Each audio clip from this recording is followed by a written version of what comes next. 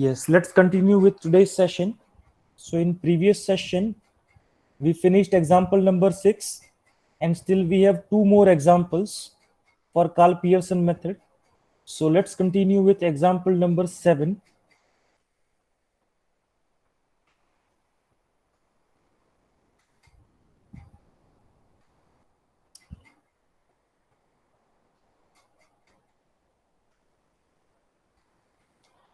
Yeah, so let's see what is example 7, how we can deal with it. So in example 7, the instruction is like this. Calculate the correlation coefficient. Correlation coefficient means the value of R. Right, जिसके लिए हमारे पास चार अलग अलग formulas हैं, एक original formula और तीन उसके modified version. Right, so whatever data we have उसके हिसाब से हम लोग डिसाइड करेंगे that which formula we are going to use. So here we are going to calculate the value of R for the variables x and y, and the data we have is having this kind of form. Right, we have n equal to 10, मतलब कि 10 data हैं.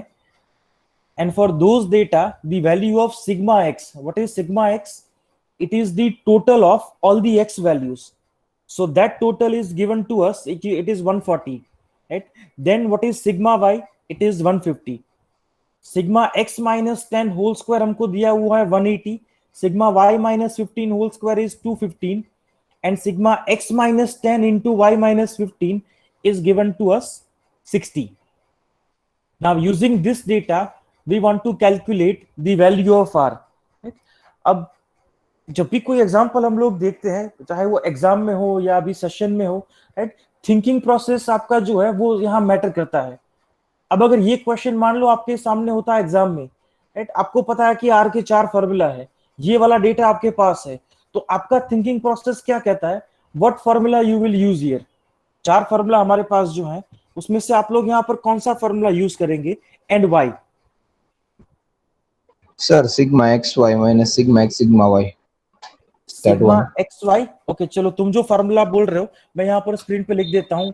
कौन सा formula बता फिर से. R equal to sigma x Y minus sigma x sigma y. Okay, divided by n. Very good. Then whole divided by root of sigma x square minus sigma x whole square by n. sigma x square minus sigma x whole square divided by n, and then another same root thing for y, sigma y square minus sigma y whole square by n. y whole square divided by n. And right? Okay, so if you are going to use this formula, Yash, then what will happen, you have the value of summation x, right, you have the value of summation y, right, ये दोनों value तो data में हमारे पास हैं. Now what about these values, summation x square, summation y square and summation xy, ये तीन value भी तो हमको चाहिए होंगे. राइट, अब क्या वो वैल्यूज तुम्हारे पास अवेलेबल है from the data? no sir, but we can find out by sigma x minus 10 whole square. We can find out sigma x square. Similarly, from sigma y minus 15 square, we can find out sigma y square. And from last x minus 10 into y minus 10 sigma xy. तो यहाँ पर यश का logic ये है कि sigma x minus 10 whole square equal to जो ये 120 है, तो x माइनस 10 को अगर हम एक्सपांड कर दे, so it will be like this, x square minus 20x plus 100 is equal to 180. अब समेशन हम लोग सेपरेटली अप्लाई कर सकते हैं. सो ये summation x square minus 20 into summation x plus 100 into summation 1, at summation 1 will be n here, is equal to 180. तो अब इसमें अगर हमको समेशन एक्स स्क्वायर चाहिए तो बाकी सारे वैल्यूज तो अवेलेबल हैं. सो 20 इंटू समेशन एक्स का वैल्यू क्या है हमारे पास, 140 प्लस 100 इंटू एन का वैल्यू हमारे पास है 10, and is this is equal to 180. Right, तो ऑब्वियसली अब इसमें एक ही अननोन वैल्यू बाकी बचा, that is summation x square. तो वो वैल्यू हमको इससे मिल जाएगा. By using similar approach we can get the value of summation y square, और वही अप्रोच यूज करके समेशन एक्स वाई भी मिल जाएगा, ये वाली वैल्यू यूज करके. तो यश ने जो अभी हमको अप्रोच बोला है, that approach is perfectly valid.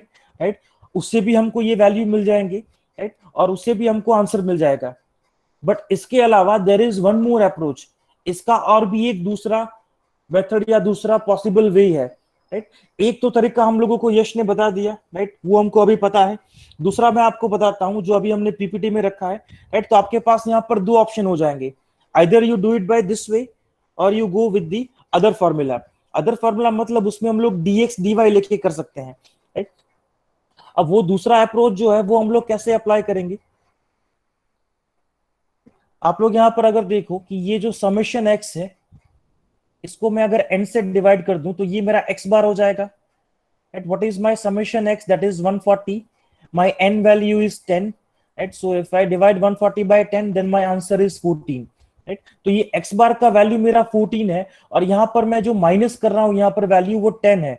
मतलब ये किसी एंगल से x माइनस एक्स बार वाला फॉर्म तो नहीं लग रहा, इसका मतलब मैं पहला फॉर्मूला तो इसमें यूज नहीं कर सकता। राइट, अब बचा मेरा शिफ्टिंग और स्केलिंग वाला फॉर्मूला। तो शिफ्टिंग और स्केलिंग वाले फॉर्मूला में हम लोग क्या करते हैं, I am introducing new variable dx which is in form of x minus a। Right, अब यहाँ पर स्केलिंग भूल जाओ, हम सिर्फ शिफ्टिंग की बात करते हैं। तो अगर मैं यहाँ पर a इक्वल टू 10 ले लूं तो मेरा dx क्या हो जाएगा, x माइनस 10, और dy इक्वल टू अगर मैं ले लूं y माइनस 15, राइट, तो वो मेरा नया वेरिएबल dy हो जाएगा।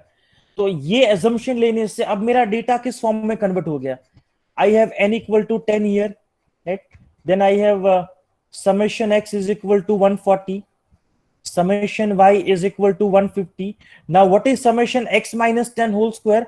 वो मेरा summation dx square हो जाएगा, right? Which is 180. Then this will be my summation dy square, which is 215, right? And this will be my summation dx into dy, which is 60. तो अब अगर आप वो dx वाला फॉर्मूला याद करो, वो फॉर्मूला क्या था, जैसा अभी यश ने बोला सेम वही फॉर्मूला है, but for the new variable it is summation dx into dy minus summation dx into summation dy divided by n, right, and whole divided by under root summation dx square minus summation dx whole square by n and summation dy square minus summation dy whole square divided by n।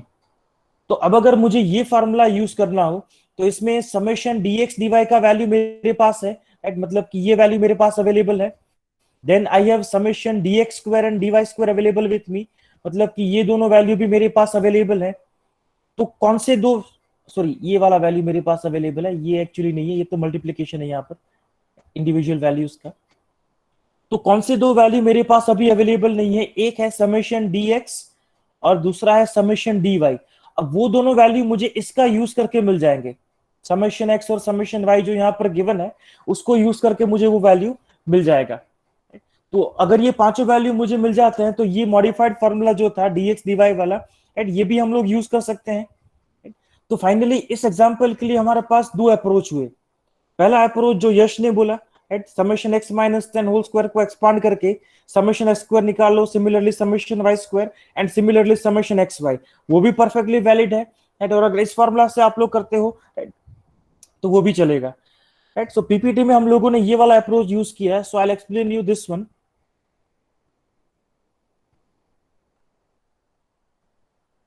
So this is my summation dx square, मैं dx equal to क्या assume कर रहा हूं, x minus 10। So my summation dx square will be 180, summation dy square will be 215, summation dx dy will be 60। अब बाकी बचे दो value, summation dx और समेशन dy, वो निकालने के लिए सबसे पहले हम लोग क्या करेंगे, हम लोग कैलकुलेट कर लेंगे x बार, राइट, वो हमको मिला 14, y बार हमको मिल गया 15। अब x बार और y बार से हमारा समेशन dx और समेशन dy कैसे निकलेगा,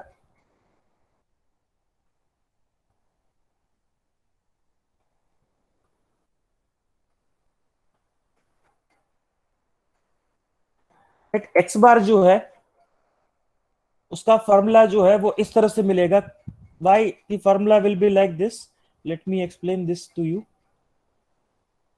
ये जो समेशन dx अपॉन n जो है, राइट, इसको हम क्या बोलेंगे, दिस इज अवर dx बार,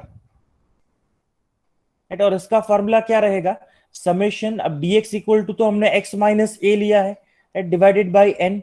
अब यहां पर समेशन सेपरेटली अप्लाई कर दो, then this will be summation x minus summation a divided by n, तो ये हो जाएगा समेशन x माइनस, अब a तो कांस्टेंट है, सो a इंटू समेशन 1 मिलेगा, यहां पर समेशन 1 विल बी n, तो ये हो जाएगा a into n divided by n, n को सेपरेटली डिवाइड कर दो दोनों टर्म से, so this is summation x by n minus a, right. तो हमको summation dx upon n equal to ये वैल्यू मिल गया। तो अभी हमारा समेशन x अपॉन n जो है वो तो हमारा x बार है, तो ये हो जाएगा x बार माइनस a। अब माइनस a को मैं अदर साइड ट्रांसफर कर दूं तो x बार इक्वल टू क्या बनेगा, I have x bar equal to a plus summation dx upon n, right. तो यही चीज यहां पर मेंशन की हुई है, ये वाला फॉर्मूला, राइट। अब इसमें हमारे पास x बार का वैल्यू अवेलेबल है, a का वैल्यू हमको पता है कि 10 है, n का वैल्यू भी हमारा 10 है, तो हमको फाइनली कौन सा वैल्यू मिल जाएगा, समेशन dx का। और सिमिलर यही प्रोसेस से हमको समेशन dy भी मिल जाएगा, बट उसके बाद तो बस हमें सिर्फ फॉर्मूला में वैल्यू सब्स्टिट्यूट करने हैं, that's it. So let's see what is value of summation dx here. So if you substitute x bar a and n here, your summation dx will be 40, and by the same approach your summation dy will be 0 here. तो finally ये दो value भी हमको मिल गए, तो पांचों value जो हमको चाहिए थे फॉर्मूला के लिए वो सारे अवेलेबल हैं। So let's substitute all the values in the formula.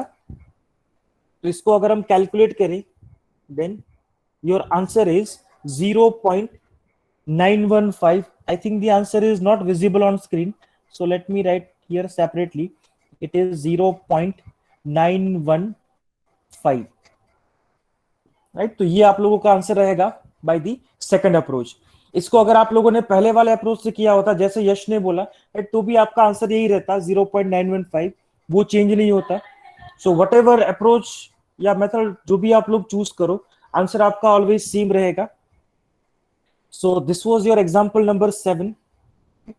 Now tell me, is this example clear to all? और जितने भी लोग सेशन में प्रेजेंट है, आई need replies from everyone, right. Reply देना इसलिए जरूरी है ताकि मुझे पता चलता रहे कि आप सब लोग सेशन अटेंड कर रहे हैं, राइट, कोई सेशन छोड़ के नहीं गया। और ये सारे रिप्लाईज जो हैं, I will consider this for attendance. So if this is clear to all, then please give response in chat box. Okay, so I got replies. Right, Mohit, Amit, Shreyas, Man, Nemish, Bhavisha, Harshik, Drashti, Nandini, Yash, Aditi, Alai. Okay, and Jeel and Nishita. Right, so I think the example is clear to everyone. So let's move to last example, and after that we'll go to next method. So the next example is like this, right? काफी बड़ा सा instruction है यहाँ पर, right? But instruction ही सिर्फ बड़ा है, again example काफी सिंपल है। Let's try to understand the question first. So question is like this: a computer operator, while calculating the coefficient between two variates x and y for 25 pairs of observation, obtain the following constant. Right? एक computer operator है, right? वो दो variable x और y के लिए जिसमें 25 data available है, right, उसके लिए वो कोएफिशिएंट कैलकुलेट कर रहा है, मतलब कि r का वैल्यू कैलकुलेट कर रहा है। तो r का वैल्यू कैलकुलेट करते हुए उसको ये सारे वैल्यूज निकालने पड़ेंगे, राइट। अगर उसको r का वैल्यू कैलकुलेट करना है तो उसको समेशन x चाहिए, समेशन x स्क्वायर चाहिए, summation y square, summation xy, ये सारे वैल्यूज उसको चाहिए, राइट। अब मान लो ये कंप्यूटर ऑपरेटर थोड़ा अनफैमिलियर लगता है, हम लोग कोई लाइव एग्जांपल लेते हैं हमारे क्लास से। For example let's say Nandini, right. Nandini जो है वो एक एग्जांपल सॉल्व कर रही है जहां पर उसके पास 25 डेटा है, और ये जो 25 डेटा है उसके लिए उसको आर का वैल्यू निकालना है। तो नंदिनी को पता है कि कार्ल पियर्सन कोएफिशिएंट कैसे कैलकुलेट करना है, उसको आर का फॉर्मूला भी पता है। तो उसने क्या किया, 25 डेटा के लिए पहले समेशन एक्स कैलकुलेट किया, फिर समेशन वाई कैलकुलेट किया, then summation x square, summation y square, summation x Y.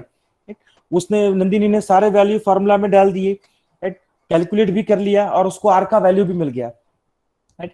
फिर नंदिनी ने वो क्वेश्चन, वो सॉल्यूशन जो है वो अपने टीचर को दिखाया, राइट। अभी तो हम लोग फिलहाल ट्यूटोरियल नहीं कर पा रहे हैं, वरना अगर फिजिकली हम लोग प्रेजेंट होते तो हम लोग ट्यूटोरियल भी करते, जहां पर आप लोग प्रैक्टिस करते और मैं आप लोगों का सोल्यूशन चेक करता, राइट। तो अभी एज्यूम कर लो कि वही सिचुएशन है। तो नंदिनी ने अपना जो सोल्यूशन है वो अपने टीचर को दिखाया, राइट। तो टीचर ने देखा तो पता चला कि नंदिनी के पास जो 25 डेटा थे मतलब 25 पैर्स थे एक्स और वाई के, उसमें नंदिनी ने 2 पैर जो है वो गलत ले लिए, राइट। पहला पैर नंदिनी ने जो लिया था वो था 6,14, राइट, और उसको एक्चुअली लेना था ये वाला पैर 8,12।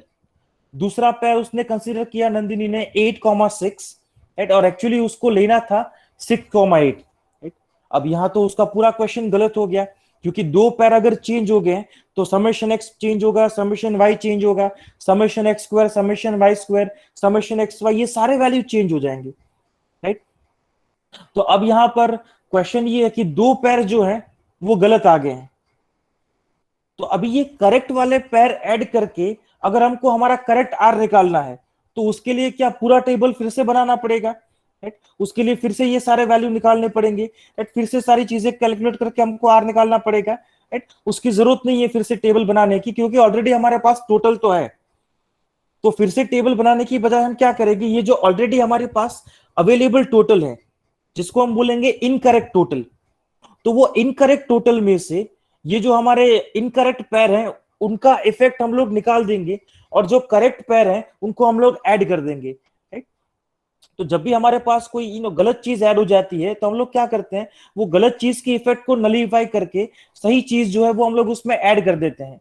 तो हमको सिंपली माइनस और प्लस करना है, राइट, हर एक टोटल के लिए। जो गलत पैर है उनका जो टोटल होगा वो हमको माइनस करना है, और जो करेक्ट पैर है उनका टोटल हमको ऐड कर देना है, राइट। तो उसके बाद हमको जो करेक्ट वैल्यूज मिल जाएंगे वो हम लोग फॉर्मूला में सब्स्टिट्यूट करके हमारा राइट वैल्यू निकाल लेंगे आर का, राइट। तो फिर नंदिनी को पूरा एग्जाम्पल फिर से नहीं करना पड़ेगा। तो ये चीज हम लोग कैसे करेंगे, लेट्स सी, राइट। 5 टोटल हमारे पास है, पांचों टोटल को हमें करेक्ट करना है। तो सबसे पहले हम लोग स्टार्ट करते हैं पहले टोटल मतलब कि समेशन एक्स के साथ। तो समेशन एक्स को हम लोग कैसे करेक्ट करेंगे, तो सबसे पहले तो हमारा जो इनकरेक्ट टोटल है, what is incorrect total, right, वो हमारा है 125। तो नंदिनी ने जो कैलकुलेट किया था 25 डेटा के लिए, तो उसको एक्स के वैल्यू का टोटल ये मिला था 125। अब ये जो टोटल है उसमें 2 इनकरेक्ट पैर कौन से थे, 614 एंड 8,6, राइट, ये दोनों इनकरेक्ट पैर हैं। और करेक्ट पैर कौन से हैं, 8,12 एंड 6,8, राइट। अब ये जो 125 टोटल है इसमें नंदिनी ने ये दोनों वैल्यू यूज किए होंगे एक्स के, राइट, एक 8 यूज किया होगा और दूसरा 6। तो ये जो 6 प्लस 8 है ये ऑलरेडी इसमें इंक्लूडेड होगा 125 में, राइट। अब ये इनकरेक्ट टोटल है तो इसको हमें 125 से क्या कर देना है, माइनस कर देना है जो इनकरेक्ट पैर के एक्स के वैल्यू है, राइट। और हमें ऐड क्या करना पड़ेगा, राइट, ये जो करेक्ट एक्स के वैल्यू है मतलब कि 8 और 6, तो ये 8 प्लस 6 जो है वो हमें क्या कर देने हैं, ऐड कर देने हैं। तो इस प्रोसेस से क्या होगा कि हमारा जो इनकरेक्ट टोटल था उसमें से गलत पैर का टोटल निकल गया और सही पैर हमारे जो है उनका टोटल ऐड हो गया। अब ये तो यहां पर आप इसको लक बोल लो कि जो हम लोग माइनस कर रहे हैं वो भी 6 प्लस 8 है और जो हम ऐड कर रहे हैं वो भी 8 प्लस 6 है, मतलब दोनों का वैल्यू सेम है। तो लकीली यहां पर हमको वैल्यू वापस से वही मिलेगा 125, राइट। बट जरूरी नहीं है कि हर बार ऐसा ही हो, राइट, वो चेंज भी हो सकता है। अब ये तो हमारे पास ये इनकरेक्ट पैर और करेक्ट पैर के वैल्यू इस तरह से है कि दोनों टोटल टोटल सेम ही आ रहे हैं, जरूरी नहीं है कि हर बार सेम हो। तो यहां पर हम लोगों ने क्या किया, 125 में से 6 प्लस 8 मतलब इनकरेक्ट जो पैर्स हैं उनके एक्स के वैल्यू को हमने माइनस किया और करेक्ट जो एक्स के पैर है उनके एक्स वैल्यू को हमने ऐड कर दिया। सो वापस से हमको वही टोटल मिल गया 125, right. Now similar process we will apply for y also, y के लिए भी हम लोग सेम यही प्रोसेस फॉलो करेंगे। तो y के लिए हमको क्या मिल जाएगा, summation y is equal to, पहले तो इनकरेक्ट टोटल मतलब 100, राइट, और y के जो इनकरेक्ट पैर्स हैं उनमें y का वैल्यू क्या था, एक है 14 और दूसरा है 6। तो 14 प्लस 6 को हम लोग माइनस करेंगे और करेक्ट पैर में y का वैल्यू क्या है 12 और 8। तो 12 प्लस 8 को हम लोग क्या करेंगे, ऐड करेंगे। अब इसको भी आप लोग लग बोलो, 14 प्लस 6 भी हमारा 20 है और 12 प्लस 8 भी हमारा 20 है, मतलब जो वैल्यू हम लोग माइनस कर रहे हैं वही वैल्यू हम लोग ऐड भी कर रहे हैं। तो लकीली इस वैल्यू में भी कोई चेंज नहीं हो रहा, समेशन वाई भी हमारा सेम ही मिल रहा है करेक्शन के बावजूद भी। तो 2 वैल्यू हमारे करेक्ट हो गए। Now what is next value, next value is summation x square. तो समेशन एक्स स्क्वायर में क्या था हमारा, इनकरेक्ट टोटल है हमारा 650, राइट। अब समेशन एक्स स्क्वायर हम लोग कैसे निकालते हैं, उसमें हम लोग एक्स की वैल्यू का स्क्वायर करके उसको ऐड करते हैं, राइट। तो इस केस में हम लोगों को कौन से वैल्यू माइनस करने पड़ेंगे, ये जो इनकरेक्ट एक्स के वैल्यू है 6 और 8, राइट, उनका स्क्वायर हमने ऐड किया होगा समेशन एक्स स्क्वायर निकालने के लिए, तो वापस से हमको माइनस भी उनका स्क्वायर ही करना पड़ेगा, राइट। तो ये स्क्वायर हमने माइनस कर दिया, और साथ में जो करेक्ट एक्स के वैल्यू है, राइट, उनका स्क्वायर हमको ऐड करना पड़ेगा। सो 8 स्क्वायर प्लस 6 स्क्वायर, अगेन हमारा लक यहां पर आज बहुत अच्छा काम कर रहा है, नहीं 6 स्क्वायर प्लस 8 स्क्वायर का जो टोटल है वही टोटल 8 स्क्वायर और 6 स्क्वायर का भी होगा। तो अगेन यहां पर जो वैल्यू हम माइनस कर रहे हैं वही वैल्यू हम ऐड भी कर रहे हैं, तो यहां पर समेशन एक्स स्क्वायर के टोटल में भी कोई चेंज नहीं हो रहा आफ्टर द करेक्शन, राइट। अब बचा समेशन वाई स्क्वायर, तो समेशन वाई स्क्वायर में इनकरेक्ट टोटल क्या था 460, तो इनकरेक्ट स्क्वायर कौन से हमने ऐड किए होंगे इसमें, राइट, 14 और 6, मतलब 14 स्क्वायर प्लस 6 स्क्वायर, तो उसको हम लोगों ने माइनस कर दिया, और करेक्ट वाई के वैल्यू कौन से हैं 12 और 8, तो 12 स्क्वायर प्लस 8 स्क्वायर वो हमने ऐड कर दिया। अब यहां पर ये दोनों वैल्यू सेम नहीं हो रहे, राइट, 14 स्क्वायर प्लस 6 स्क्वायर का जो वैल्यू होगा, right, it is not equal to 12 square plus 8 square, तो यहां पर आपका वैल्यू चेंज होगा, राइट। पहले आपका टोटल था 460, अब करेक्शन के बाद आपका टोटल हो गया समेशन वाई स्क्वायर का 436, राइट। तो ये पहला ऐसा वैल्यू आया जिसमें कुछ चेंज हमको देखने को मिला, ये वाला वैल्यू। और फाइनली अभी लास्ट वैल्यू जो हमको चाहिए वो है summation x into y, right. अब वो कैसे करेंगे, ये हमारा इनकरेक्ट टोटल है 508, तो 508 माइनस, अब हमारे इनकरेक्ट पैर कौन से थे 6,14 एंड 8,6, राइट, ये हमारा एक्स और वाई के वैल्यू है। तो एक्स इंटू वाई के लिए हम लोग क्या करते हैं, एक्स और वाई वैल्यू को मल्टीप्लाई करते हैं, राइट। तो ये 14 और 6 को अगर मैं मल्टीप्लाई करूं तो क्या होगा, 14 into 6 will be 84 and 8 into 6 will be 48, right. तो ये दोनों वैल्यू मैंने 508 में कंसिडर किए होंगे, तो वो मुझे माइनस कर देने हैं, राइट। और अभी मेरे करेक्ट पेयर कौन से हैं 8,12 and 6,8, so what is 8 into 12, 8 into 12 will B 96 and sorry not 8 into 6, मुझे मल्टीप्लाई करना है 8 इंटू 12, दैट इज 96, और 6 इंटू 8 विल बी 48, राइट। तो ये जो करेक्ट पेयर है उनके लिए एक्स और वाई का मल्टीप्लीकेशन वो मुझे ऐड कर देना है, तो ये करेक्शन के बाद फाइनली मुझे वैल्यू मिल जाता है 520, मतलब समेशन एक्स वाई जो है उसका वैल्यू भी करेक्शन के बाद चेंज हो गया। तो 5 जो टोटल कैलकुलेट किए थे नंदिनी ने उसमें से 2 वैल्यू चेंज हुए, बाकी 3 वैल्यू तो एज इट इज रहे, राइट। तो अब ये जो नए करेक्टेड वैल्यूज हैं उनको अगर हम आर के फॉर्मूला में सब्स्टिट्यूट कर दें,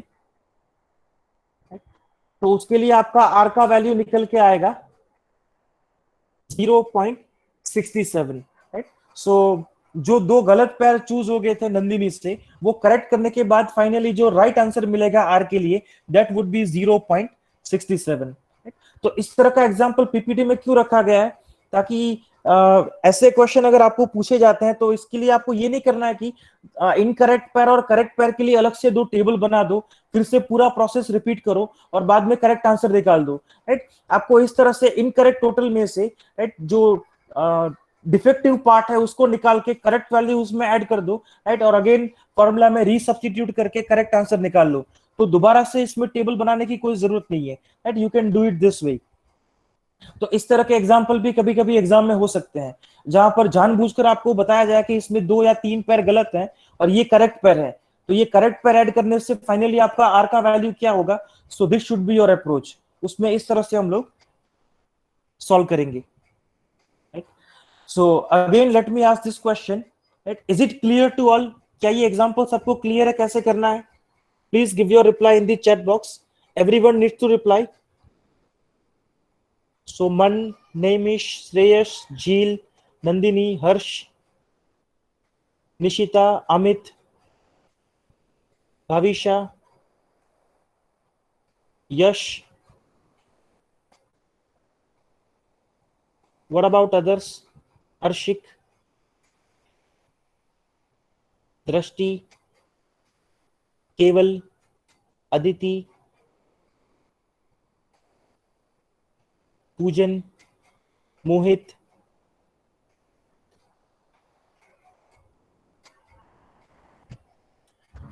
Okay, so that means the example is clear to all, right? So this was the last example for Carl Pearson's coefficient.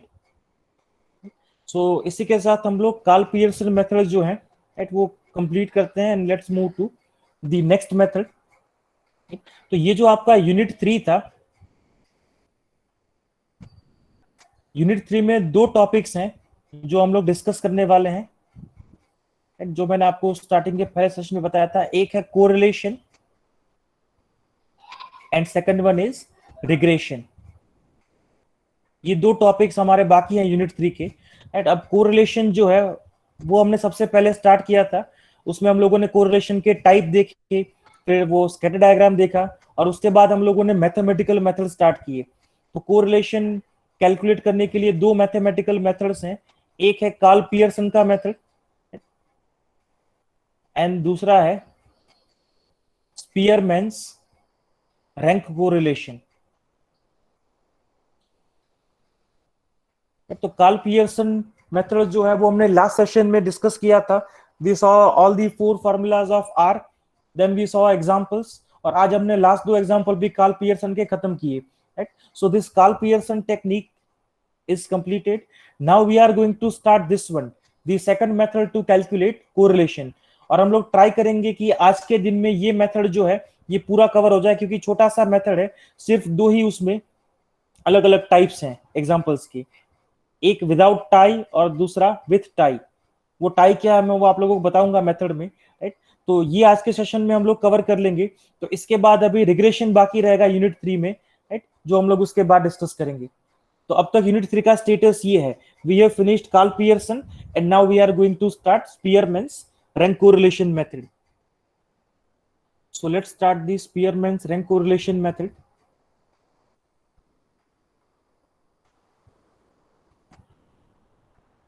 Right, so this method is called rank correlation or Spearman's rank correlation method.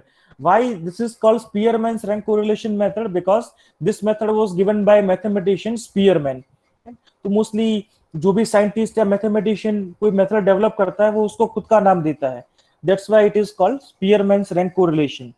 तो चलो Spearman तो समझ में आता है, it is name of the mathematician and who develop this method. But what is this rank correlation? Correlation तो हमको पता है, वो तो हम लोग पिछले 2-3 सेशन से बात करते आ रहे हैं व्हाट इज कोरिलेशन. बट यहाँ पर एक और एडिशनल वर्ड है विच इज रैंक. तो ये रैंक वर्ड यहाँ पर क्यों यूज हो रहा है? राइट, इस मेथड में रैंक का क्या रोल है, ये रैंक हम लोग क्यों यूज करेंगे इसमें? Right, so before I start the method, मैं इसका थियोरेटिकल पार्ट आपको एक्सप्लेन करूं उससे पहले थोड़ा लॉजिक समझ लेते हैं. Right, why it is called rank correlation method. अब तक हम लोग कार्ल पियर्सन मेथड में क्या कर रहे थे कि हमारे पास कुछ डेटा होता था दो वेरिएबल के लिए. फॉर एग्जांपल मान लो मेरे पास हाइट और वेट का डेटा है.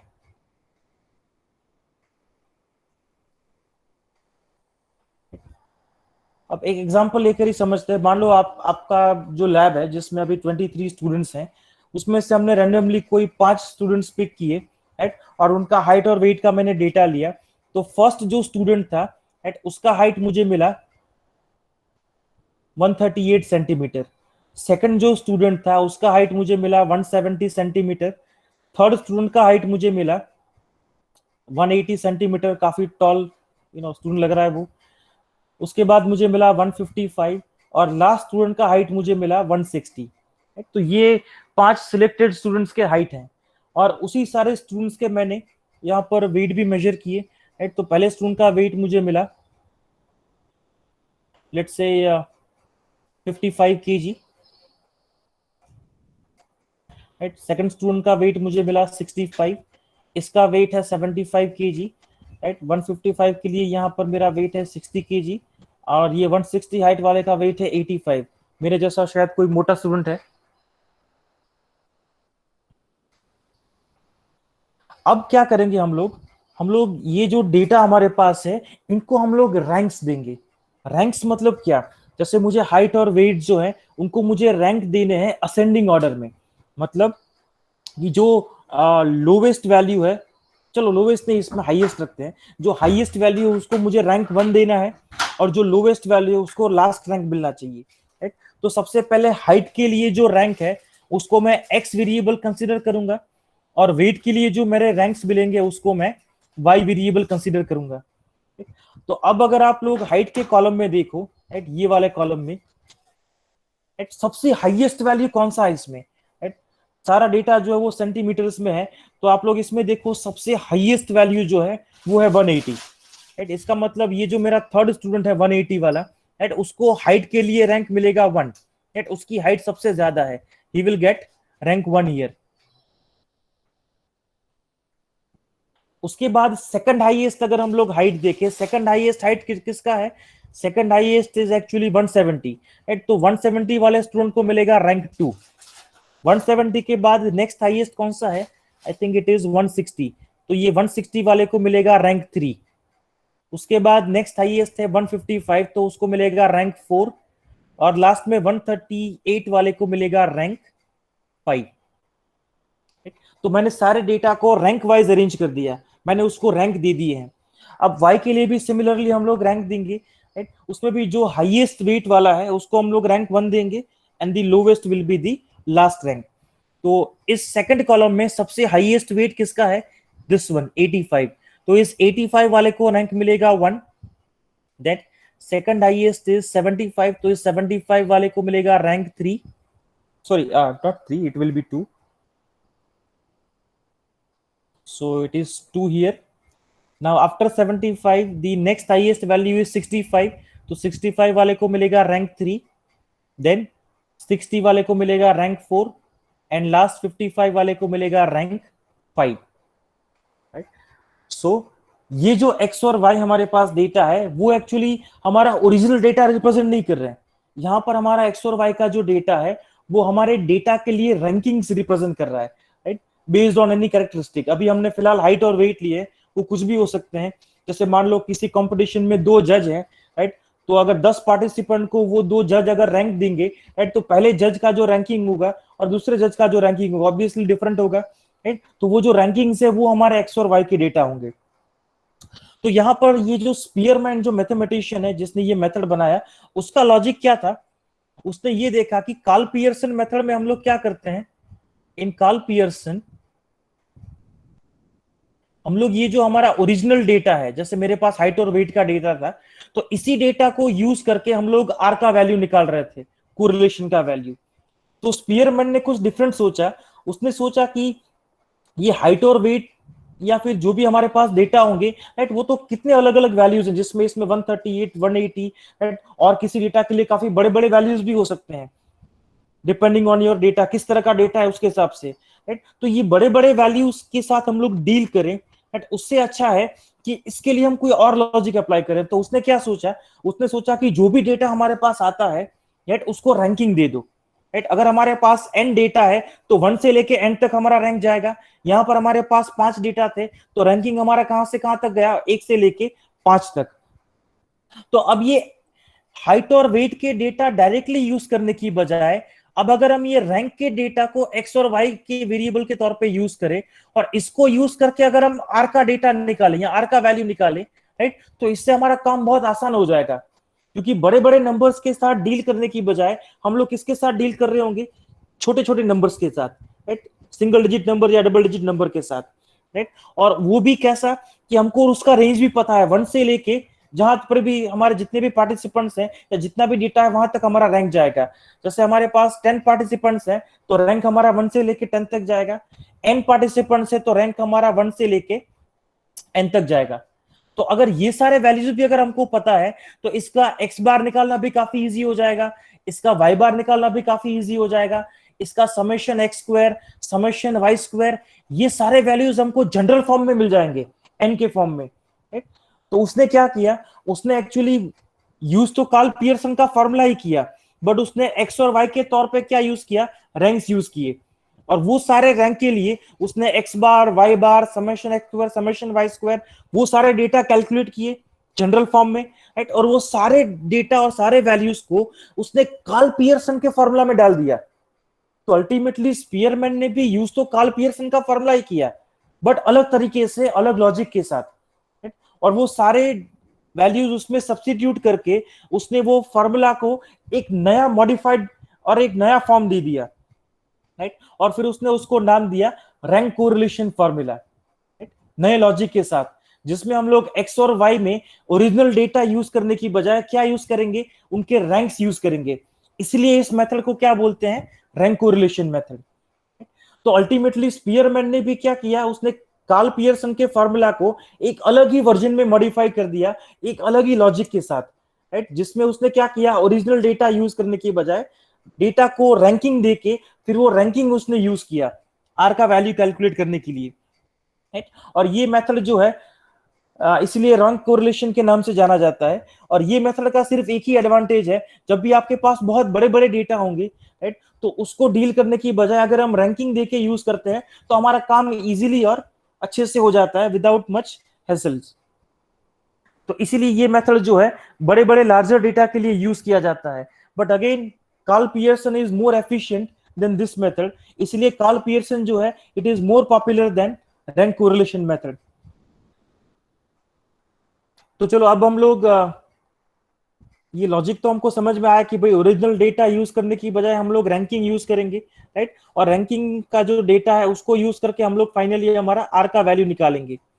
बट अब वो वैल्यू कैसे निकालेंगे, राइट? स्पीयरमैन ने जो आर का फॉर्मूला दिया, वो आर का फॉर्मूला इस तरह से है, 1 - 6 × summation D square divided by n into n²-1, right? और ये जो आर का फॉर्मूला है, राइट, ये आर का फॉर्मूला स्पीयरमैन ने किससे बनाया है, उसने बनाया है ये वाला फॉर्मूला यूज करके, r is equal to summation x - x bar into y - y bar divided by under root summation x minus x bar whole square and under root summation y minus y bar whole square, right? ये हमारा Karl Pearson का पहला modified formula था।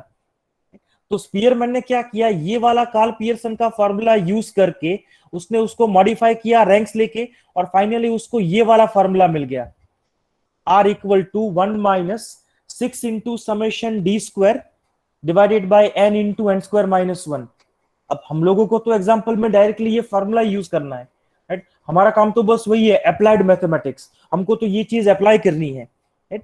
But again मैं अगर आप लोगों को डायरेक्टली ये फॉर्मूला बता दूं कि भाई ये हमारा रैंक कोरिलेशन का फॉर्मूला है, इसको हम लोग अप्लाई करेंगे, तो ये इतना इजीली डाइजेस्ट नहीं होता, right? ये हजम नहीं होता इतनी इजीली, right? बट अगर मैं आपको ये बताऊं कि ये जो ओरिजिनल फॉर्मूला कार्ल पियर्सन का है, इसमें से स्पीयरमैन ने कैसे मॉडिफाई करके ये फॉर्मूला बनाया, मैं अगर आपको इसका डेरिवेशन दिखाऊं, राइट, तो ये फॉर्मूला हमको अच्छे से डाइजेस्ट होगा।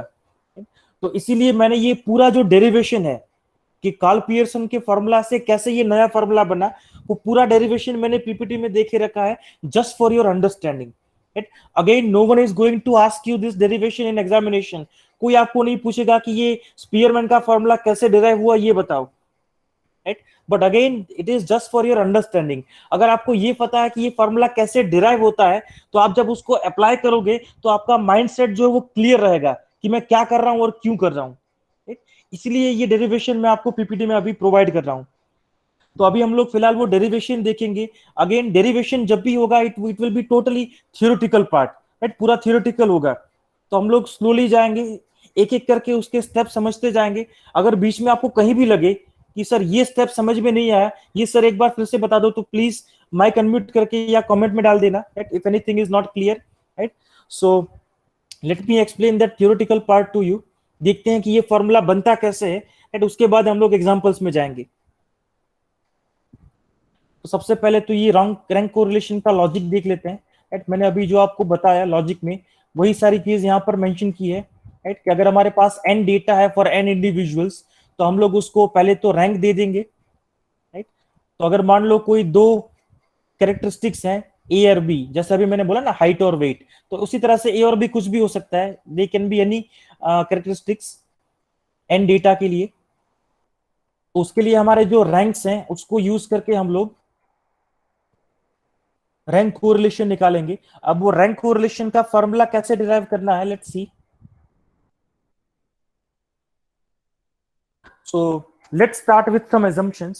राइट। सबसे पहले मान लो कि हमारे पास n डेटा है, राइट, और x के लिए हमारे पास n वैल्यूज हैं, y के लिए भी हमारे पास n वैल्यूज हैं, और ये n वैल्यूज क्या है, they are not your original data, they are the rankings for your data.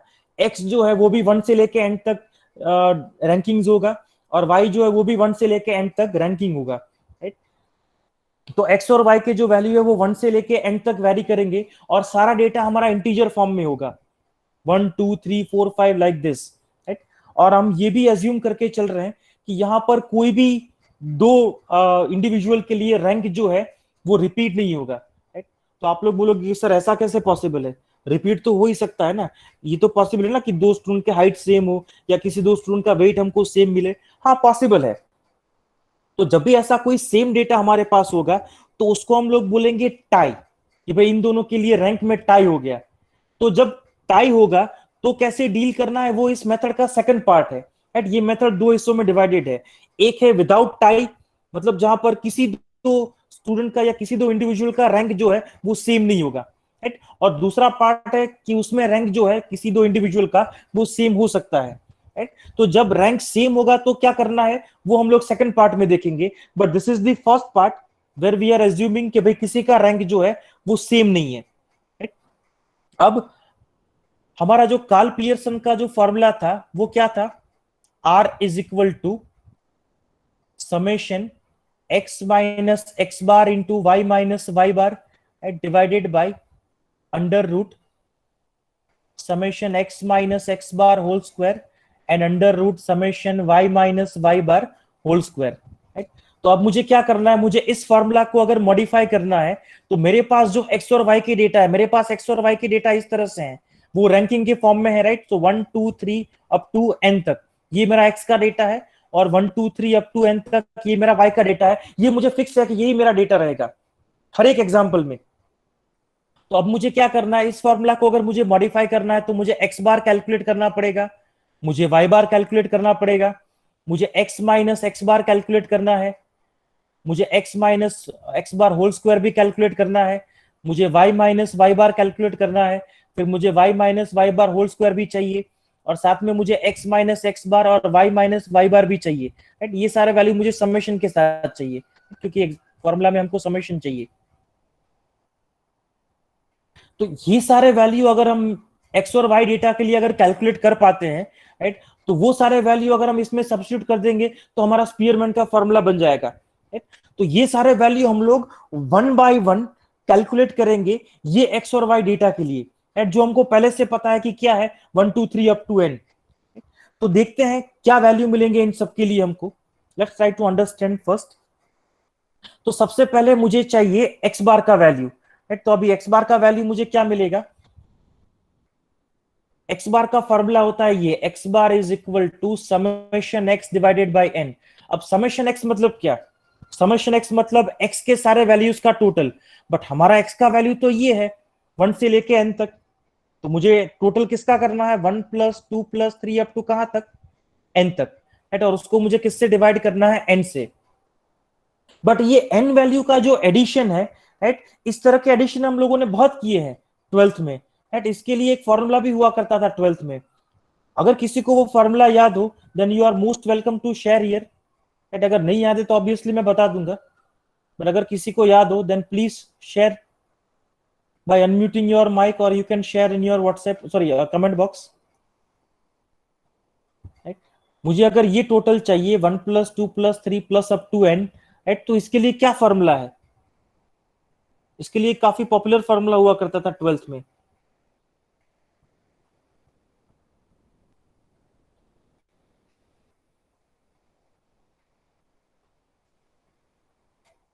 पर इतना ज्यादा टाइम क्यों लग रहा है, क्योंकि अगर आप लोग ध्यान से अगर स्क्रीन को देख रहे हो वो फॉर्मूला ऑलरेडी आपकी स्क्रीन के ऊपर मेंशन भी है। Yes, so I think we got the reply from Nemish and Mohit, right. That formula is n by 2 upon n plus 1, right. अगर हमको फर्स्ट n वैल्यूज का टोटल करना है, राइट, जिसमें से वैल्यूज सारा इंटीजर है 1 प्लस 2 प्लस 3 सीक्वेंस में है, तो n वैल्यूज का टोटल हमको इस फॉर्मूला से मिल जाएगा n by 2 into n plus 1। और यही चीज हम लोगों ने यहां पर यूज की है n by 2 into n plus 1।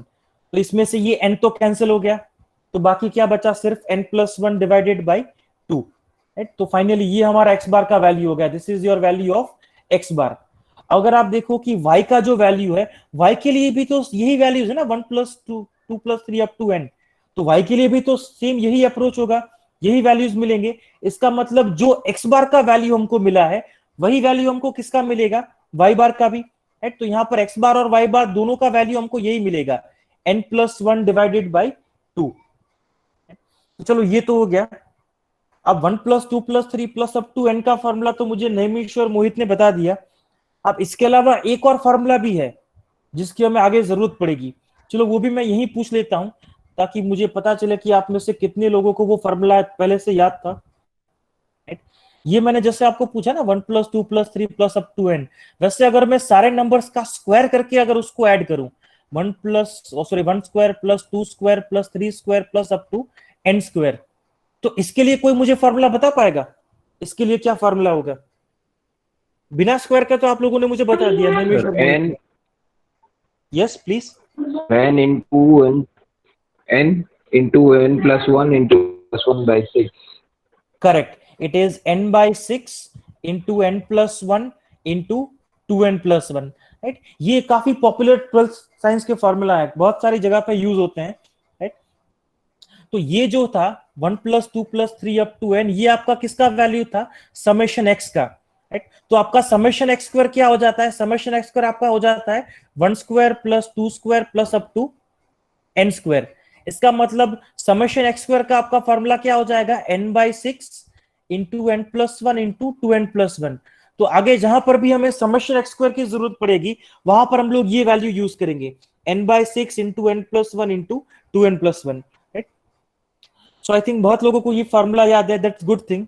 अगर आप लोगों को नहीं याद है तो कहीं भी आप लोग अपनी बुक में इसको नोट कर लो, just for your reference, summation x and summation x square, वो हम लोग इस तरह से यूज करेंगे। पहला है n/2 into n+1 and summation x square is given by n/6 into n+1 into 2n+1। तो हमारे पास जो x और y के डेटा है उसको यूज करके एक तो हमको x बार मिल गया, एक हमको y बार मिल गया, हमारे पास समेशन x का भी वैल्यू है, राइट। तो जो वैल्यू समेशन x का है वही वैल्यू समेशन y का भी होगा, क्योंकि सेम डेटा है। और जो वैल्यू समेशन एक्स स्क्वायर का है वही वैल्यू समेशन वाई स्क्वायर का भी होगा, क्योंकि सेम डेटा है, राइट। तो इतने वैल्यूज तो हमको बाय डिफॉल्ट मिल गए अभी। अब चलो आगे जाते हैं, जो भी हमें फार्मूला के लिए चाहिए वो सब कैलकुलेट करते हैं। So let's go to next point. तो हम लोगों ने पहले एक्स बार कैलकुलेट कर लिया और वही वैल्यू हमको वाई बार का भी मिला। अब हम लोग कैलकुलेट करते हैं summation x minus x bar whole square, right. अब इसमें हम लोग क्या करेंगे, हमारे पास ऑलरेडी एक्स बार का वैल्यू तो अवेलेबल है, हमारे पास सिग्मा एक्स का भी वैल्यू अवेलेबल है, और हमारे पास सिग्मा एक्स स्क्वायर का वैल्यू भी अवेलेबल है, राइट। तो अगर सारे वैल्यू अवेलेबल हैं तो इसको एक्सपांड कर देते हैं, राइट, हमारा काम हो जाएगा। तो इसको एक्सपांड करने से क्या मिलेगा, summation x square minus 2x x bar plus x bar square. तो अगर मैं इसको समेशन सेपरेटली अप्लाई कर दूं तो क्या होगा, summation x square minus 2x bar into summation x plus x bar square into summation 1। अब मेरे पास दो ऑप्शन है यहां पर, ये जो समेशन एक्स है मेरे पास, मैं समेशन एक्स का वैल्यू डायरेक्टली ये भी ले सकता हूं n/2 इंटू n+1, राइट। या फिर आप लोग ये भी कर सकते हो कि आपके पास एक्स बार का तो ऑलरेडी ये वैल्यू अवेलेबल है n+1/2, एक्स बार हम कैसे लिख सकते हैं, summation x by n, right. तो समेशन एक्स इक्वल टू क्या लिख दो आप, n into x bar, right. तो ये भी आप लोग कर सकते हो, राइट, दोनों एक ही चीजें हैं। सो बेसिकली पीपीटी में हम लोग इस तरह से करेंगे, summation x is equal to n into x bar. और दूसरा ये जो समेशन 1 है, राइट, समेशन 1 हम लोगों को पता है समेशन 1 का वैल्यू क्या हो जाता है, n। So your next step will be like this, summation x square minus ये जो समेशन x था उसकी जगह पे हमने क्या सब्स्टिट्यूट किया, n इंटू एक्स बार। तो x बार इंटू एक्स बार हो गया x bar square, so it will B minus 2n x bar square, and your last term will be x bar square तो ऑलरेडी था और समेशन 1 हो जाएगा n, तो वो हो जाएगा n इंटू एक्स बार। सो अभी आप लोग यहां पर इसको देखो, ये है plus n into x bar square and this is -2 times n into x bar square. तो एक बार वो कैंसिल हो जाएगा तो बाकी क्या बचेगा, summation x square minus n into x bar square. अब समेशन एक्स स्क्वायर मतलब क्या, समेशन एक्स स्क्वायर मतलब 1 square plus 2 square plus up to n square, right. तो इसका तो फॉर्मूला ऑलरेडी हमारे पास अवेलेबल है और n यहां पर है, और x बार का फॉर्मूला भी हमने यहां पर सब्स्टिट्यूट कर दिया, n प्लस 1/2 होल स्क्वायर। तो वो दोनों वैल्यूज हमने यहां पर सब्स्टिट्यूट कर दिए। अब इन दोनों को अगर हम लोग सिंप्लीफाई करें, राइट, इसको अगर हम एलसीएम ले लें, फिर इसमें से n+1 कॉमन निकाल लें, बाकी टर्म को मल्टीप्लाई करके सिंप्लीफाई कर दें, राइट, तो वो सिंप्लीफिकेशन पार्ट जो है it is very easy to understand. Simplification I think अभी आप लोग सेकंड ईयर में हो तो I think will not waste time for simplification. ये सिंप्लीफिकेशन आई थिंक आप लोग इजीली कर पाओगे, राइट। सिंप्लीफिकेशन के बाद इसका वैल्यू क्या मिलेगा that I am giving you directly, right. इसको अगर आप एलसीएम देके ब्रैकेट्स ओपन करके सिंप्लीफाई करोगे तो ये आपको मिल जाएगा 1/12 n cube minus n, right. This will be your value for sigma x minus x bar whole square, right. अब क्योंकि x और y का डेटा डिटो सेम है तो sigma y minus y bar whole square का जो value है वो भी हमारा क्या हो जाएगा 1/12 n cube minus n, right. तो अब तक हम लोगों को कितने वैल्यू मिल गए, एक तो हमको x बार मिल गया और y बार मिल गया विच इज n+1/2, राइट।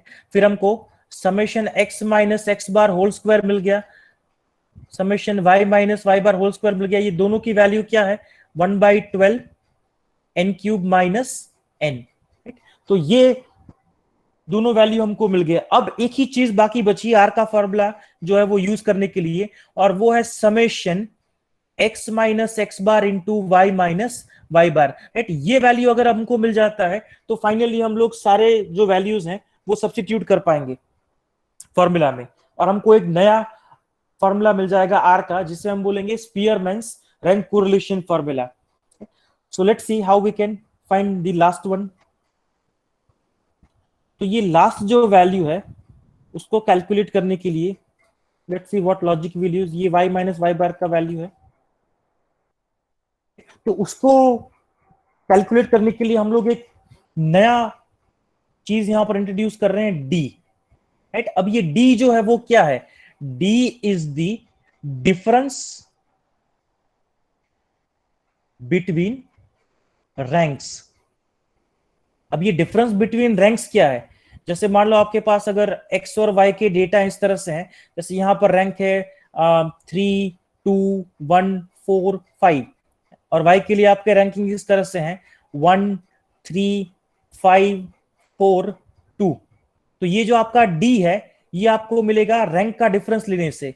तो पहले इंडिविजुअल के लिए मेरा डिफरेंस क्या होगा, 3 - 1 will be 2, here 2 - 3 will be -1, 1 - 5 will be -4, 4 - 4 will be 0 and 5 - 2 will be 3, right. ये मेरा d होगा।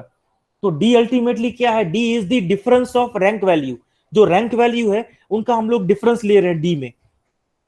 तो आप लोग सोचोगे कि सर ये डिफरेंस लेने से हमको क्या फायदा, हमको तो summation x minus x bar into y minus y बार का वैल्यू चाहिए था, राइट। तो वही निकालने के लिए हम लोग d यूज करेंगे, राइट। अब वो कैसे करेंगे, लेट्स सी।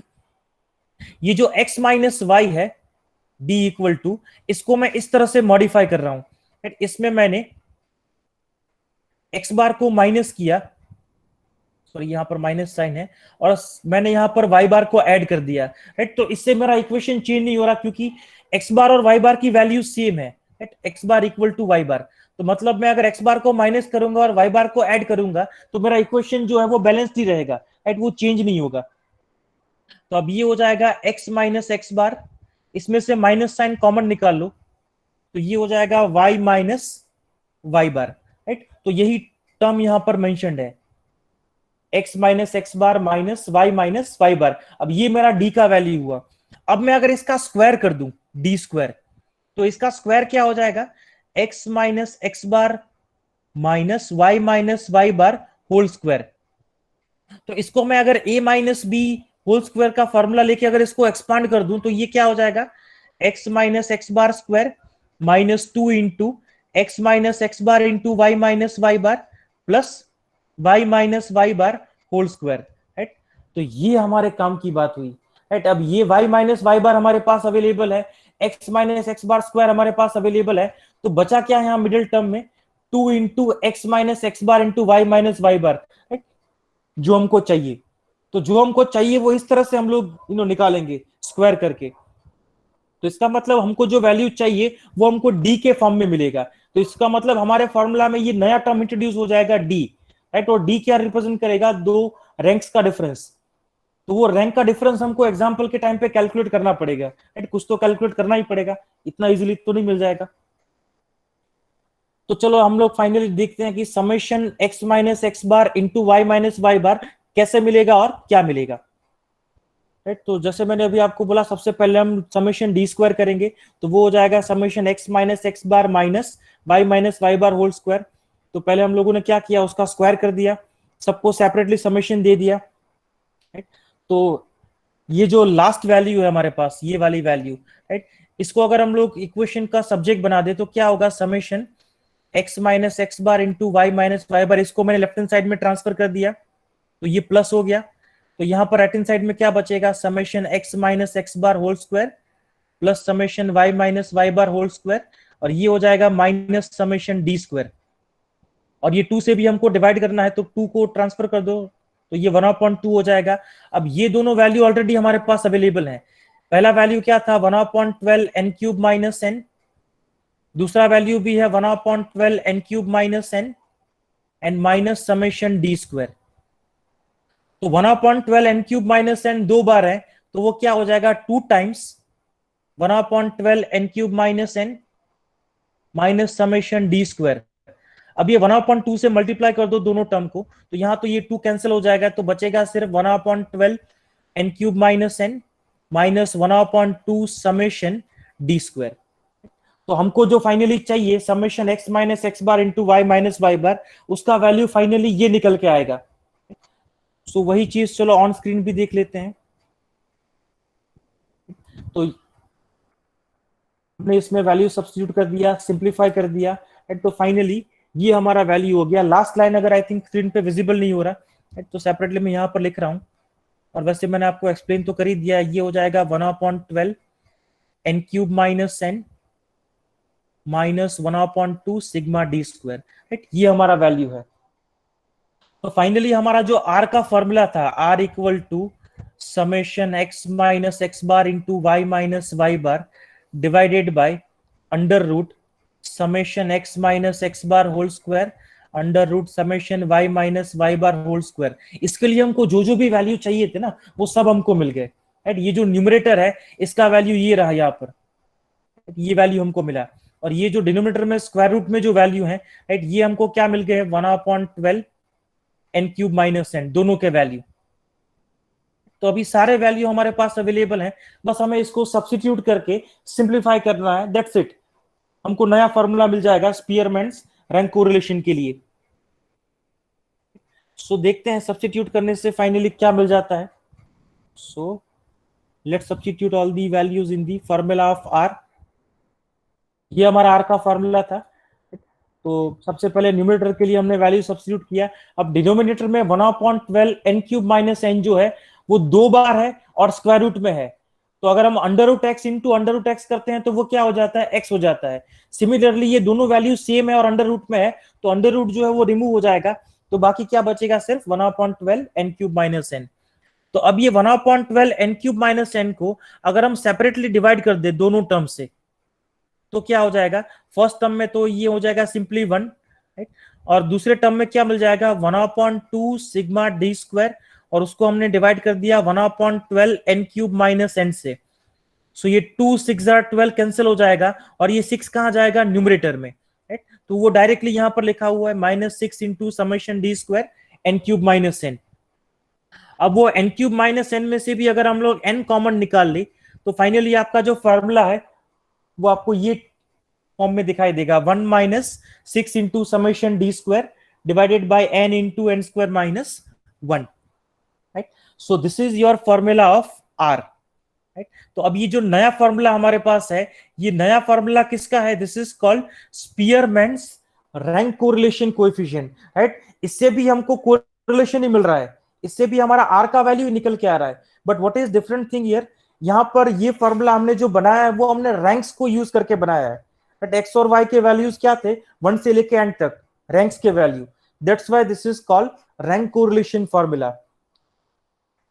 तो ये हमारा फॉर्मूला है जो हम लोग एग्जांपल्स में यूज करेंगे। इस फॉर्मूला के लिए एक और भी नोटेशन है, इसको कुछ कुछ टेक्स्ट बुक्स में ये नोटेशन से भी रिप्रेजेंट करते हैं, रो। तो चाहे ये नोटेशन यूज करो या आर यूज करो, right, both notations are fine, right, दोनों करेक्ट नोटेशन है। So this is your Spearman's rank correlation coefficient. सो ये आपका पूरा थ्योरेटिकल पार्ट था कि ये फॉर्मूला कैसे डिराइव हो, राइट। अब तो हमें बस इसको एग्जांपल के लिए अप्लाई करना है, right.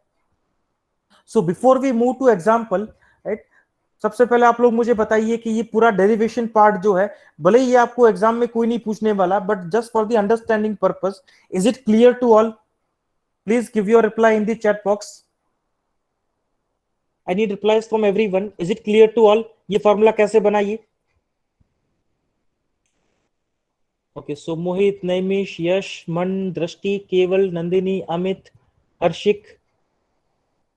What about others? Shreyash, Nishita,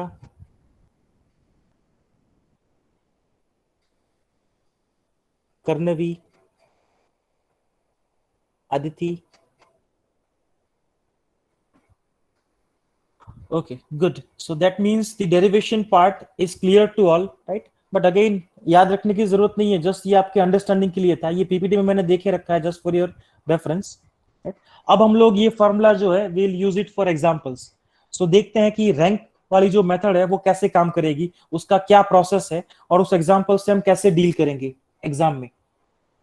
so let's start with first example. So what is your first question?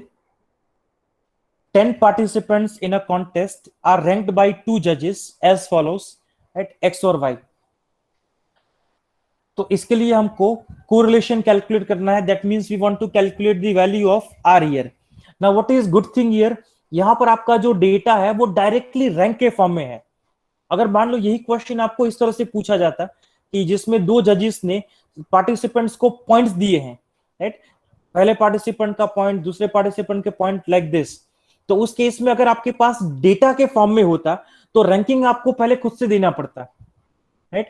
तो अगर आप पॉइंट्स की बात करें तो पहला रैंक किसको मिलेगा? ऑब्वियसली जिसके पॉइंट सबसे ज्यादा होंगे, राइट। तो हाईएस्ट पॉइंट वाले को आप लोग रैंक 1 दोगे, राइट। तो पहले जज के जो पॉइंट है उसके हिसाब से आप लोग एक्स का वाला रैंकिंग डिसाइड करोगे, और दूसरे जज के जो पॉइंट है उसके हिसाब से वाई का रैंकिंग, राइट। तो अगर आपको इस तरह से डेटा दिया जाता क्वेश्चन में तो रैंकिंग आप लोगों को देना पड़ता, उसके बाद हम लोग फॉर्मूला अप्लाई करते हैं और टेबल बनाते हैं। बट यहां पर लकीली डेटा डायरेक्टली किस फॉर्म में है? रैंक के फॉर्म में।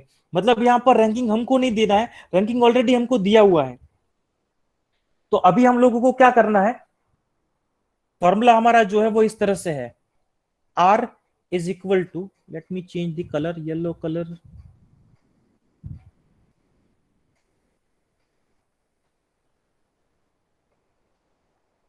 सो हमारा जो आर का फॉर्मूला है वो इस तरह से है, 1 minus summation, sorry 6 into summation D square divided by N into N square minus 1। So to use this formula you just need 2 values, एक आपको एन का वैल्यू चाहिए, दूसरा आपको समेशन डी स्क्वायर का वैल्यू चाहिए, राइट। अब एन का वैल्यू तो आपको डायरेक्टली क्वेश्चन से ही मिल जाएगा, कितने डेटा है, राइट। इसमें भी आपको पता चल गया कि एन का वैल्यू क्या है, 10। तो दूसरा बचा आप summation D square. Summation D square मतलब क्या? डी मतलब आपके जो रैंक है उनका डिफरेंस। तो आपको सारे 10 डेटा के लिए x माइनस वाई कैलकुलेट करना पड़ेगा, फिर आपको उसका स्क्वायर करना पड़ेगा, राइट। और वो जो भी 10 आपको स्क्वायर वैल्यूज मिलेंगे, राइट, उनका आपको क्या कर देना पड़ेगा, टोटल। और वो जो टोटल मिलेगा वो फाइनली हमको फॉर्मूला के लिए यूज करना है, राइट। तो ये कैलकुलेट करने के लिए सबसे कन्वीनियंट ऑप्शन कौन सा है, right, by making a table. तो समेशन डी स्क्वायर कैलकुलेट करने के लिए हम लोग क्या करेंगे, टेबल बना लेंगे, राइट। और काफी इजी और सिंपल सा टेबल होगा, कोई भी उसमें कॉम्प्लेक्स या डिफिकल्ट कैलकुलेशन नहीं होंगे, सिर्फ डिफरेंस निकालना है, स्क्वायर करना है और टोटल करना है। So your table will be like this. तो टेबल में क्या क्या कॉलम्स हैं?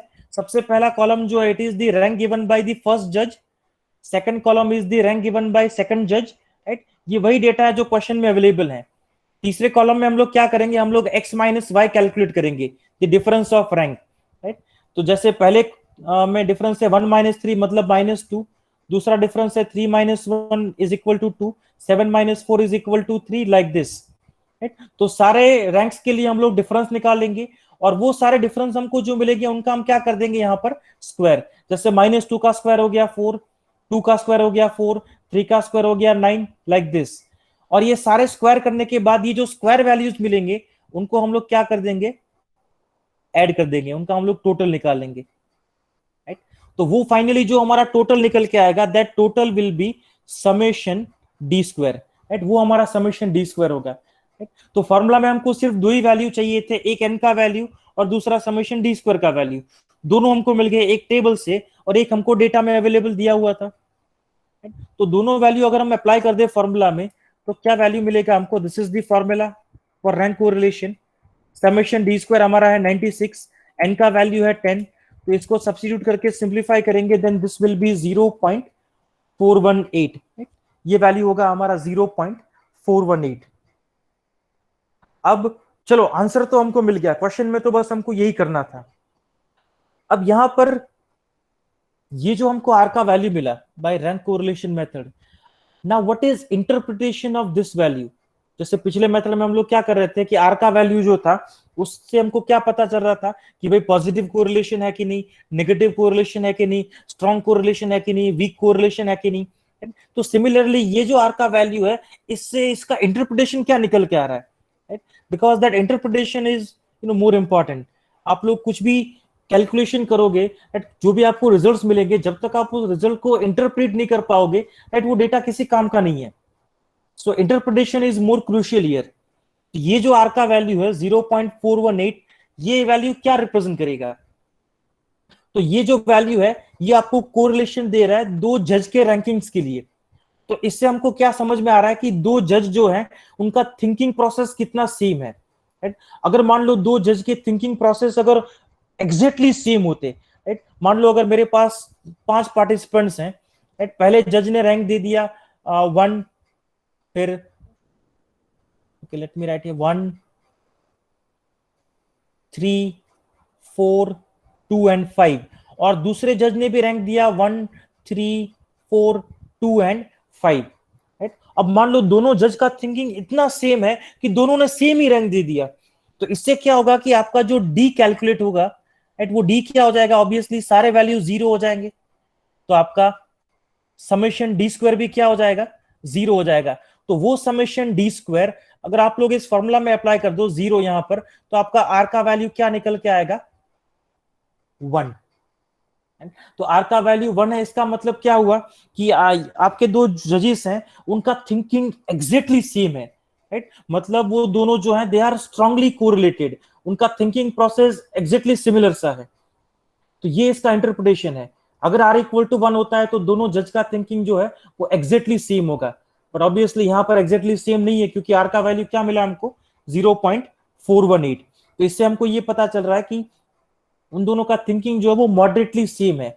बिल्कुल ऑपोजिट है ऐसा भी नहीं है क्योंकि आर का वैल्यू 0 नहीं है, और एग्जैक्टली सेम है ऐसा भी नहीं है क्योंकि आर का वैल्यू 1 नहीं है, वह कहीं सेंटर में उसका वैल्यू है 0.418, मतलब थोड़ा बहुत सिमिलर है, moderately they have same thinking here दोनों जज का, right? तो ये इंटरप्रिटेशन हम लोग निकाल सकते हैं फ्रॉम दिस वैल्यू।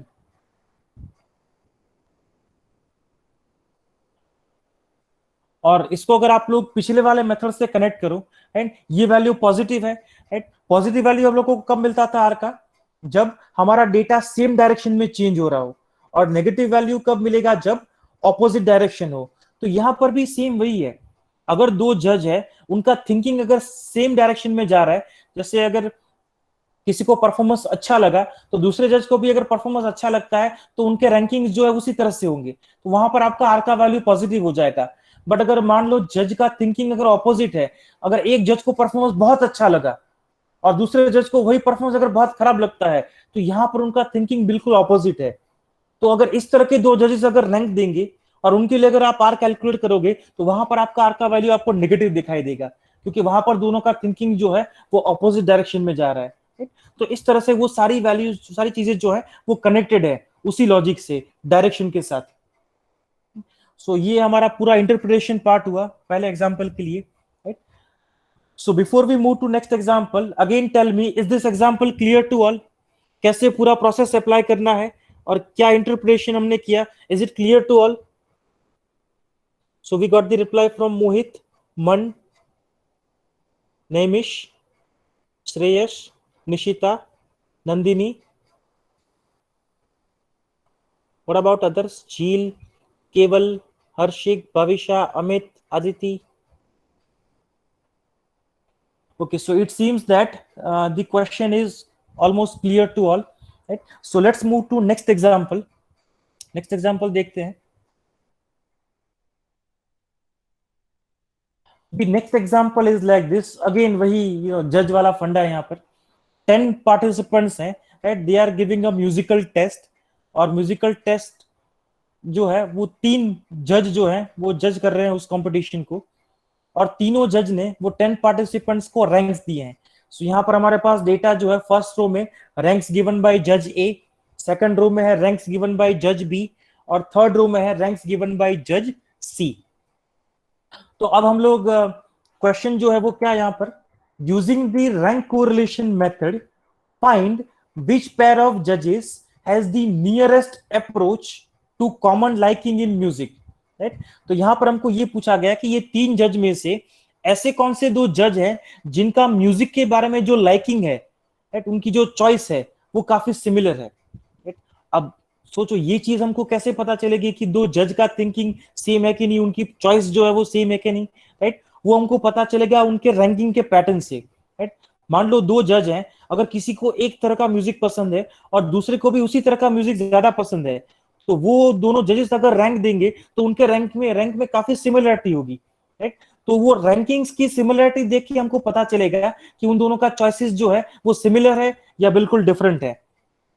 तो यहां पर ये क्वेश्चन का आंसर हम लोग कैसे फाइंड करेंगे, हम लोग 3 आर निकालेंगे यहाँ पर, राइट. ए और बी के लिए हम लोग आर निकालेंगे कोरिलेशन, बी और सी के लिए हम लोग आर निकालेंगे, और ए और सी के लिए भी हम लोग आर निकालेंगे. तो जिस पेयर के लिए हमारा आर का वैल्यू पॉजिटिव और हाईएस्ट होगा, राइट, उन दोनों जजेस का लाइकिंग जो है वो सबसे ज्यादा रहेगा, मतलब उन दोनों का थिंकिंग और चॉइस जो है वो काफी सिमिलर सा रहेगा, राइट.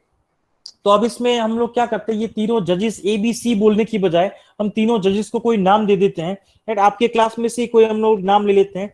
ये लास्ट में जो मुझे यहाँ पर 3 नाम दिख रहे हैं कमेंट में, Amit, Aditi and Yash, right. So इस एग्जांपल में अमित जो है वो हमारा जज ए है, अदिति इज जज बी एंड यश इज जज सी, राइट. तो अमित, अदिति और यश जो है वो किसी कंपटीशन में जज बने हैं, म्यूजिक कंपटीशन में, राइट. और 10 पार्टिसिपेंट्स जो है उन्होंने पार्टिसिपेट किया इस कंपटीशन में, और अमित, अदिति और यश ने वो सारे पार्टिसिपेंट्स को रैंकिंग दी है उनके हिसाब से, राइट.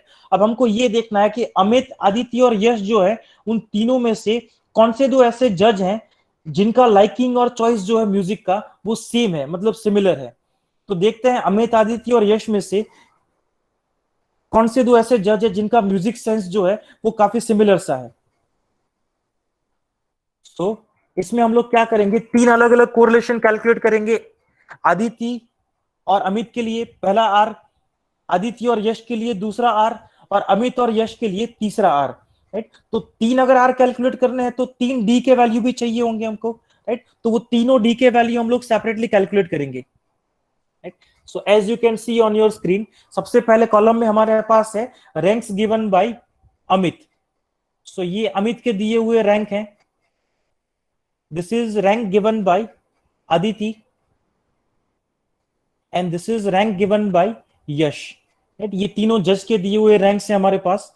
तो सबसे पहले मुझे अमित और आदित्य के जो रैंक्स हैं उनके लिए अगर कोरिलेशन कैलकुलेट करना है तो उनके लिए डिफरेंस क्या रहेगा मेरा, d equal to X minus Y, क्योंकि अमित और आदित्य के लिए मैंने कौन से वेरिएबल लिए हैं, एक्स और वाई. तो उसको मैंने नाम दे दिया d1, राइट. ये d1 को मैं यूज करूंगा पहला रैंक निकालने के लिए r of x comma y के लिए, राइट. दूसरे रैंक को मैं नाम दूंगा r of y comma z, क्योंकि तीनों को तो हम r नहीं बोल सकते ना, कुछ डिफरेंट नाम लेना पड़ेगा. और तीसरे को हम लोग नाम दे देंगे r of z comma x. तो ये D2 जो है ये रैंक का डिफरेंस है किसके रैंक, आदित्य और यश के रैंक, और D3 जो है वो है डिफरेंस किसके रैंक का, अमित और यश के रैंक का. राइट। तो वो सारे डिफरेंस हम लोगों ने कैलकुलेट कर लिए यहाँ पर, राइट। अभी क्योंकि ये कैलकुलेशन बहुत सिंपल सा है, वो हम लोग डिस्कस नहीं करेंगे क्योंकि माइनस ही करना है और कुछ नहीं है इसमें, राइट। और लास्ट में हम लोग क्या करेंगे, तीनों का स्क्वायर कर देंगे।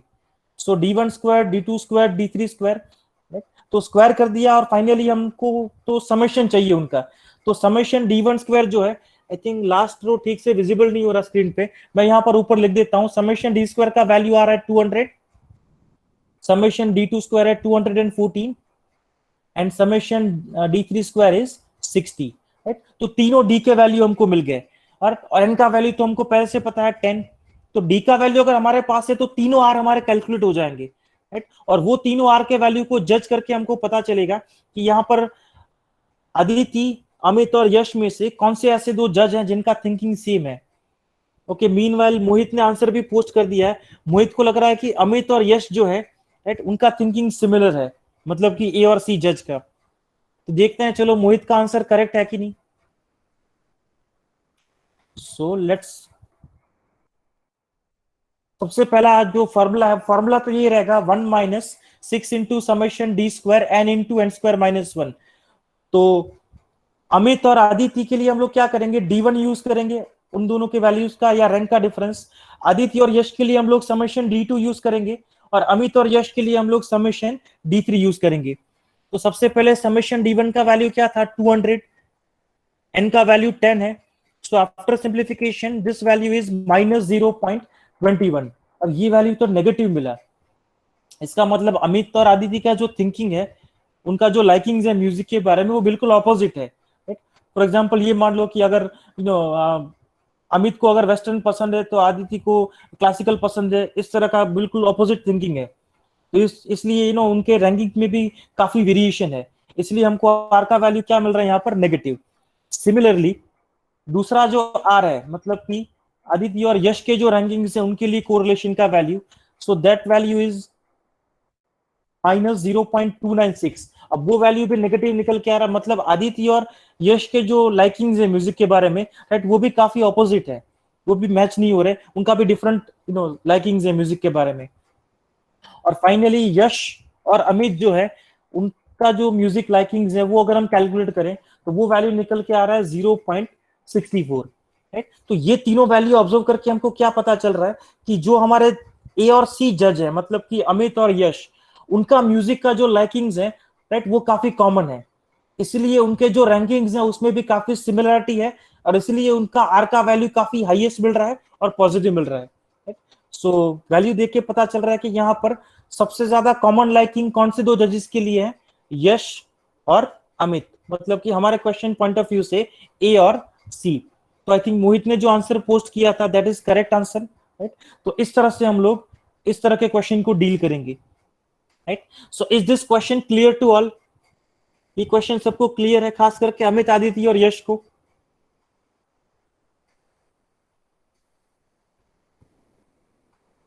Please give replies here in chat box. I need replies from everyone. Good.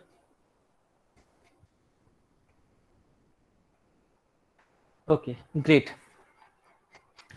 So that means this example is clear to all. So ये जो रैंक कोरिलेशन फार्मूला है वो कैसे अप्लाई करना है, that process is almost clear to all, right. अब ज्यादा example इसलिए नहीं रखे हैं क्योंकि इसमें एक ही फार्मूला है और उसमें एक्चुअली समेशन डी स्क्वायर और एन के अलावा और कोई चीज यूज नहीं होती, और समेशन डी स्क्वायर कैलकुलेट करना भी काफी इजी है। तो इसमें अलग अलग डेटा लेके ज्यादा एग्जांपल उसकी कोई जरूरत नहीं है। आई थिंक 2 एग्जांपल में process it will be almost clear. तो ये 2 एग्जांपल में हमको ये पता चला कि अगर सारे रैंक्स अगर डिफरेंट हैं तो हम लोग इस तरह से कैलकुलेशन करेंगे, राइट। बट अब इसका दूसरा पार्ट देखते हैं। अगर मान लो रैंक में अगर टाई हुआ, तो अगर कोई दो डेटा सेम है तो अगर हम उसको रैंक कैसे देंगे, सेम डेटा वाले को, राइट। तो ये जो केस है इसको बोलते हैं टाइड रैंक, जहां पर रैंक में टाई होता है दो लोगों के बीच में। तो अगर रैंक में टाई होता है तो कैसे डील करेंगे, राइट, वो हमारा दूसरा पार्ट है, राइट। उसके लिए फॉर्मूला तो यही रहेगा बट उसमें हमको थोड़े बहुत चेंजेस करने पड़ेंगे। वो चेंजेस क्या होंगे, let's try to see those changes first, right. उसके बाद हम लोग एग्जांपल देखेंगे।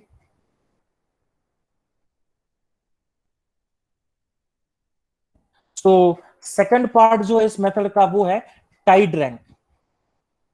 तो मैं आपको टाइड रैंक जो है उसका लॉजिक एक्सप्लेन कर देता हूं। लॉजिक क्या है, एग्जांपल लेके ही समझ लेते हैं। चल से मेरे पास एक्स और वाई के कुछ डेटा है।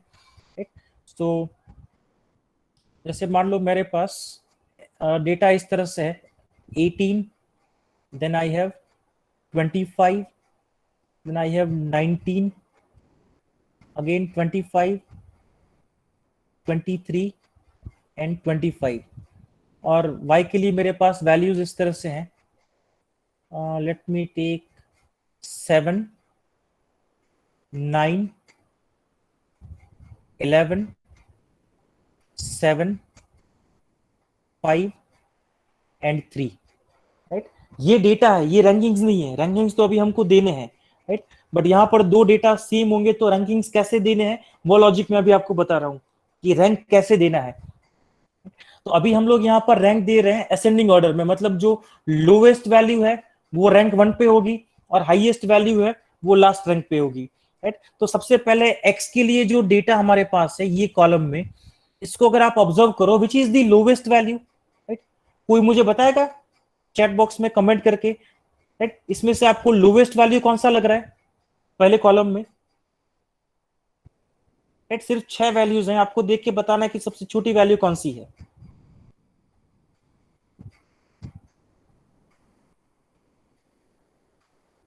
यस, 18। सो 18 जो है it is the smallest value. अब आप लोग देखो क्योंकि 18 वैल्यू जो है वो कॉलम में एक ही बार है या वो रिपीट हो रही है, तो आप लोग देखोगे कि 6 वैल्यूज में से 18 जो है वो एक ही बार आ रहा है विदाउट एनी रिपीटेशन, राइट। मतलब 18 जो है वो किसी के साथ उसमें टाई नहीं हो रहा, 18 एक ही बार है, तो उसको बाय डिफॉल्ट हमें क्या रैंक देना है 1, राइट। उसको मैंने रैंक दे दिया 1। अब 18 के बाद नेक्स्ट सेकंड हाईएस्ट वैल्यू कौन सा है कॉलम में, राइट। मैं जो चीजें अभी बोल रहा हूं अगर आप लोगों को स्क्रीन पे दिखाई दे रहा है तो आप लोग वो वैल्यू कमेंट बॉक्स में डाल सकते हैं।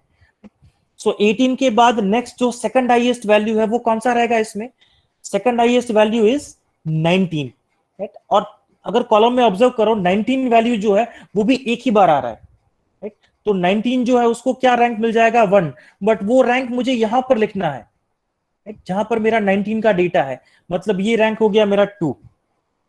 अब 19 के बाद नेक्स्ट हाईएस्ट वैल्यू कौन सा है, next highest value is 23।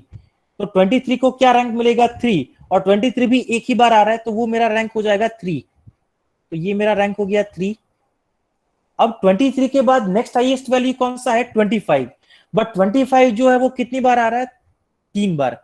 This is first time, second time and third time. मतलब यहां पर 1 2 3 तो हमने रैंक दे दिए, अब ये फोर्थ रैंक, फिफ्थ रैंक और सिक्स्थ रैंक के लिए क्या हो रहा है टाई हो रहा है।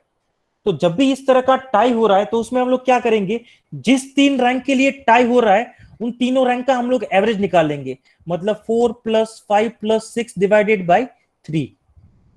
तो 4 + 5 + 6 डिवाइडेड बाई 3 क्या हो जाएगा, ये हो जाएगा 15/3 एंड 15/3 विल बी 5, राइट। तो ये तीनों रैंक्स का एवरेज क्या निकल के आया 5। तो अब हम तीनों को ये एवरेज वैल्यू असाइन करेंगे, राइट। अब हो सकता है कि ये एवरेज आपका डेसिमल में भी मिले तो आप डेसिमल में असाइन करो, जो भी एवरेज मिलेगा वो आपको असाइन करना है। इसका मतलब इस 25 को भी रैंक मिलेगा 5, इस 25 को भी रैंक मिलेगा 5 और इस 25 को भी रैंक मिलेगा 5, राइट। तो ये है आपका रैंक देने का प्रोसेस। जब भी टाई होगा तो जिन रैंक्स के लिए टाई हो रहा है उन सारे रैंक्स का हम लोग एवरेज निकालेंगे और वो जो भी एवरेज वैल्यू है वो हम सारे को असाइन कर देंगे, राइट, टू एवरीवन। अब सेम प्रोसेस हम लोग इसके लिए अप्लाई करते हैं फॉर वाई। वाई के लिए भी हम लोगों को लोवेस्ट से लेके हाईएस्ट तक जाना है। तो सबसे पहला डेटा हमारे पास कौन सा है, लोवेस्ट में 3, राइट। अब 3 देखो पूरे कॉलम में कितनी बार आ रहा है, 3 पूरे कॉलम में एक ही बार आ रहा है, राइट। तो एक बार हमने उसको रैंक दे दिया 1, राइट, क्योंकि वो सिंगल टाइम है और सबसे लोवेस्ट है। अब उसके बाद नेक्स्ट हाईएस्ट वैल्यू कौन सा आ रहा है, नेक्स्ट हाईएस्ट वैल्यू आ रहा है इसमें 5। सो 5 को हम लोग रैंक देंगे 2 क्योंकि वो भी सिंगल टाइम है। सिमिलरली उसके बाद हाईएस्ट वैल्यू कौन सा है 7, बट यहां पर 7 कितनी बार आ रहा है 2 बार आ रहा है, एक बार यहां पर और एक बार यहां पर। तो फर्स्ट और सेकंड रैंक तो हमने दे दिए थे, तो अब नेक्स्ट दोनों रैंक कौन से आ रहे थे, थर्ड रैंक और फोर्थ रैंक। मतलब थर्ड और फोर्थ रैंक के लिए हमको सेम वैल्यू मिल रहा है, टाई हो रहा है। तो यहां पर थर्ड और फोर्थ का एवरेज निकाल लो, तो इसका एवरेज क्या आएगा 3.5। तो मुझे इस वाले 7 को भी रैंक देना है 3.5 और इस वाले 7 को भी रैंक देना है 3.5, राइट। दोनों को मुझे 3.5 असाइन करना है, राइट। उसके बाद अभी नेक्स्ट हाईएस्ट वैल्यू है 9, वो सिंगल टाइम है। तो अभी डायरेक्टली मुझे इसके बाद रैंक लेना है 5, क्योंकि 3 और 4 तो मैंने यूटिलाइज कर लिया एवरेज करके। तो अभी डायरेक्टली इसके बाद ले लो रैंक 5 और लास्ट में इस 11 को क्या मिलेगा, रैंक नंबर 6, राइट। तो इस तरह से आप लोगों को रैंकिंग्स असाइन करना है जब भी आपके पास दो वैल्यू में क्या हो रहा है, टाई हो रहा है, राइट। तो मैंने आपको दो अलग अलग एग्जांपल लेके बताया, जब 2 बार टाई हो रहा है और 3 बार टाई हो रहा है, तो दोनों में हमको क्या करना है, फाइनली एवरेज लेना है और जो भी एवरेज वैल्यू है वो हमको असाइन करना है, राइट। तो ये पहला पार्ट हुआ कि हम लोग रैंकिंग्स जो है वो एवरेज लेके असाइन करेंगे इन केस ऑफ टाई। चलो ये तो हमने कर दिया, रैंक असाइन कर दिया हमने। अब आर का वैल्यू कैसे कैलकुलेट करेंगे, so let me explain that part also. Yes, what is the formula of R, R is equal to, हमारा फॉर्मूला था 1 minus 6 into, here we have summation D square, right. ये हमारा formula है, but ये summation D square ये formula हमको तब apply करना है जब रैंक में टाई ना हो। अब यहां पर तो रैंक में टाई हो रहा है, तो इस फॉर्मूला को हम मॉडिफाई करेंगे। मॉडिफाई कैसे करेंगे, जितनी बार टाई हो रहा है उतनी बार हमको correction factor summation D square में ऐड करना पड़ेगा।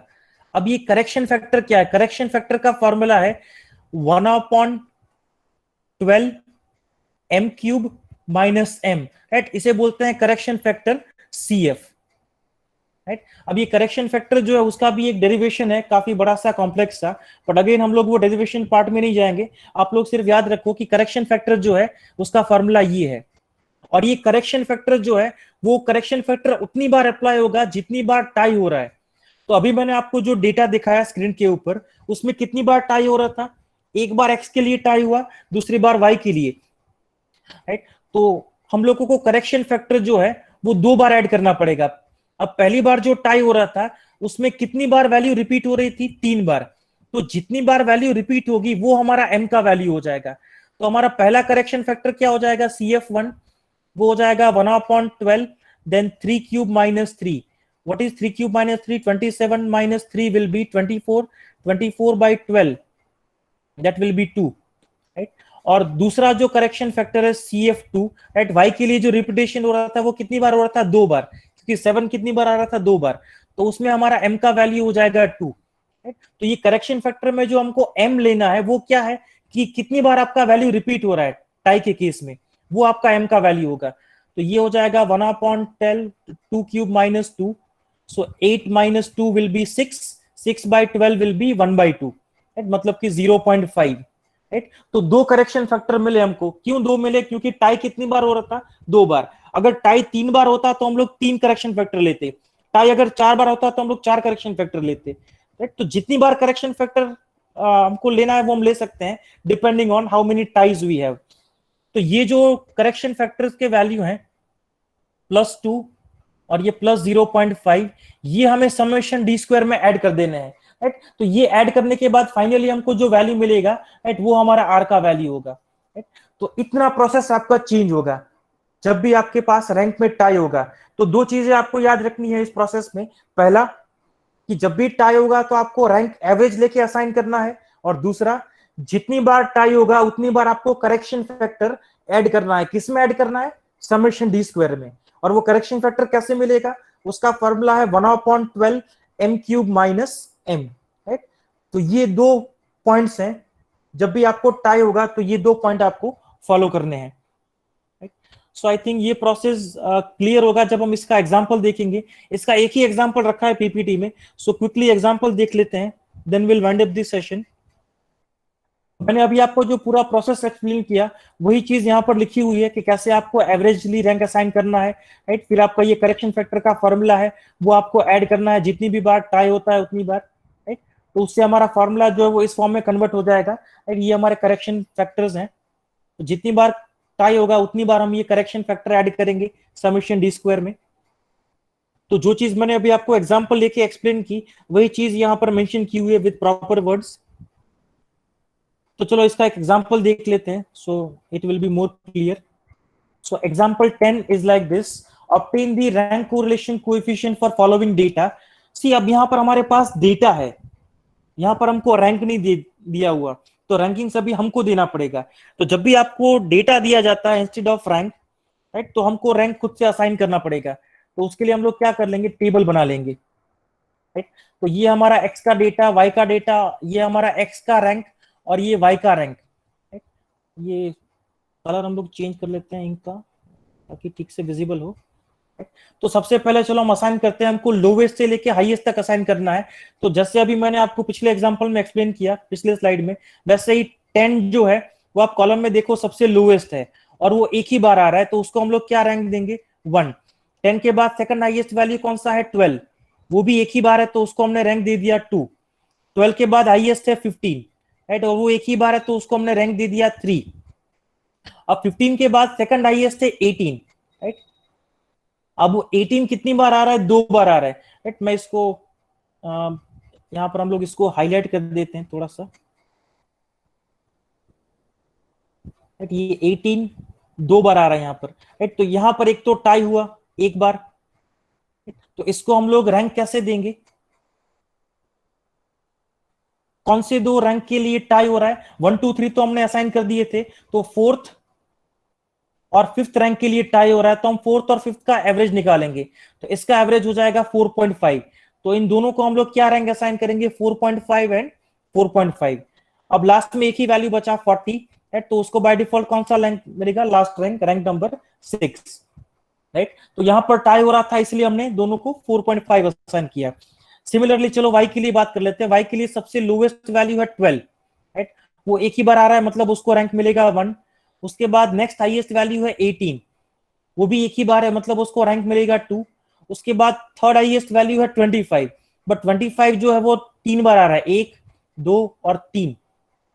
तो कौन से रैंक के लिए टाई हुआ, फर्स्ट और सेकंड तो हमने असाइन कर दिए थे, मतलब कि थर्ड, फोर्थ और फिफ्थ, इन तीनों रैंक के लिए टाई हो रहा है। तो इन तीनों का अगर हम एवरेज निकालें, what should be your average will be 4।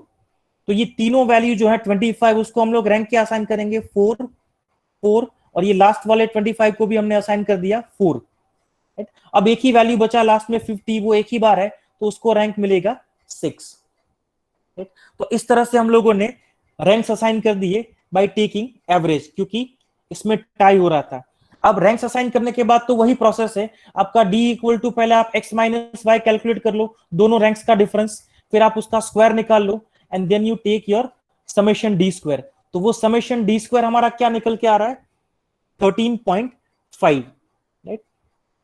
तो एवरेज लेके हमने रैंक्स तो असाइन कर दिया, अब जो फॉर्मूला है उसमें हमको करेक्शन फैक्टर ऐड करना पड़ेगा। अब टाई कितनी बार हुआ, 2 बार, एक बार एक्स के लिए एक बार वाई के लिए, राइट। तो करेक्शन फैक्टर हम लोग कितनी बार अप्लाई करेंगे, 2 बार अप्लाई करेंगे। सबसे पहले एक्स के लिए जो करेक्शन फैक्टर होगा हमारा, राइट, करेक्शन फैक्टर का फॉर्मूला क्या है, 1/12 m क्यूब माइनस m। पहले एक्स के लिए जो टाई हो रहा है उसमें कितनी बार रिपीट हुई थी value, m equal to 2 times, तो पहला करेक्शन फैक्टर हो जाएगा 2 क्यूब माइनस 2, ये वैल्यू हो जाएगा 0.5। और y के लिए कितनी बार रिपीट हो रहा था टाइम में, 3 बार 25 का वैल्यू, तो उसके लिए हमारा करेक्शन फैक्टर क्या हो जाएगा, 3 cube minus 3, that means it is 27 minus 3 which is 24, 24 by 12 will be 2। तो ये दोनों वैल्यूज हमको ऐड करने हैं समेशन डी स्क्वायर में, राइट। और यही चीज यहां पर मेंशन की हुई है, ये m1 इक्वल टू जो 2 लिखा है वो क्या है, वो m की वैल्यू है पहले टाई के लिए, और m2 इक्वल टू 3 है दूसरे टाई के लिए, ये वाली वैल्यू 2 और 3, राइट। तो वो यहां अलग से मेंशन की हुई है। तो चलो ये दोनों करेक्शन फैक्टर ऐड करके देखते हैं कि फाइनली हमारा r क्या निकल के आता है। तो this is the formula of r, उसमें हम लोग दो करेक्शन फैक्टर ऐड करेंगे। सो 1 minus 6 into summation D square था 13.50, राइट। पहला करेक्शन फैक्टर है 1/12 8 माइनस 2, दूसरा करेक्शन फैक्टर है 1/12 27 minus 3, and after simplifying the value is 0.5429, right। So tie के केस में फाइनली हमारा आर क्या निकल के आया, 0.5429। तो जब भी किसी वैल्यूज के लिए रैंक में टाई होगा तो ये अप्रोच से हम लोग सॉल्व करेंगे, राइट। तो याद रखने वाली दो चीजें हैं यहाँ पर, पहला कि आपको रैंक्स असाइन करने हैं एवरेज लेके जब भी टाई होगा तब, और दूसरा जितनी बार टाई होगा उतनी बार आपको करेक्शन फैक्टर कैलकुलेट करके समेशन डी स्क्वायर में ऐड करने हैं। 2 बार टाई है तो 2 करेक्शन फैक्टर ऐड करो, 3 बार टाई है तो 3 करेक्शन फैक्टर, 4 बार टाई है तो 4 correction factor, like this, right? So this is the process in case of tied rank, right? So again let me ask you this, is this question or is this process clear to all? Please give me reply in chat box, I need replies from everyone. क्या ये process सब लोगों को समझ में आ रहा है Tide rank के लिए?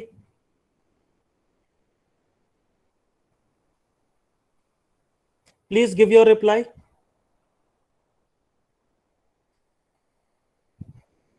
Okay, so we got reply from Shreyash, Amit, Naimish, Man, Harsh, Yash, Harshik, Alai, Bhavisha, Keval. What about us others? Please give your reply. Nishita, Nandini,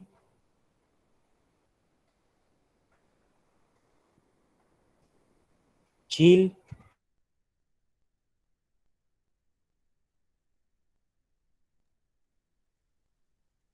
sir You that कि अगर rank में tie नहीं हो रहा तो कैसे करना है वो, और अगर टाई होता है तो कैसे करना है वो? सर या please, who's asking? Sir Shreyas Yes, Shreyash. Sir x માં 18 બે વાર છે અને એક્સ માં પાછું 18 બે વાર હોય અને 15 એ બે વાર હોય તો એના માટે M3 અલગથી લેવાનું કે M1 માં જ સ્ટોર કરી નાખવાનું? શ્રેયસ તારો અવાજ નથી આવતો. એક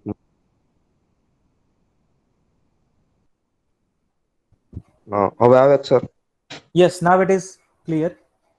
સર એક્સ માં 18 બે વાર છે એ જ રીતે 18 બે વાર અને 15 પણ બે વાર હોય તો એના માટે M3 અલગથી લેવાનું કે M1 યસ માં જ? યસ અલગથી લેવાનું. તો એને બે વાર ટાઈ થઈ કહેવાય. જો હું તને એક એક્ઝામ્પલ આપું એનું, માન લે તારી પાસે x નો ડેટા છે, આ રીતે છે. You have the x data like this, 10, 12, then 18, 12, 18 and 15, right.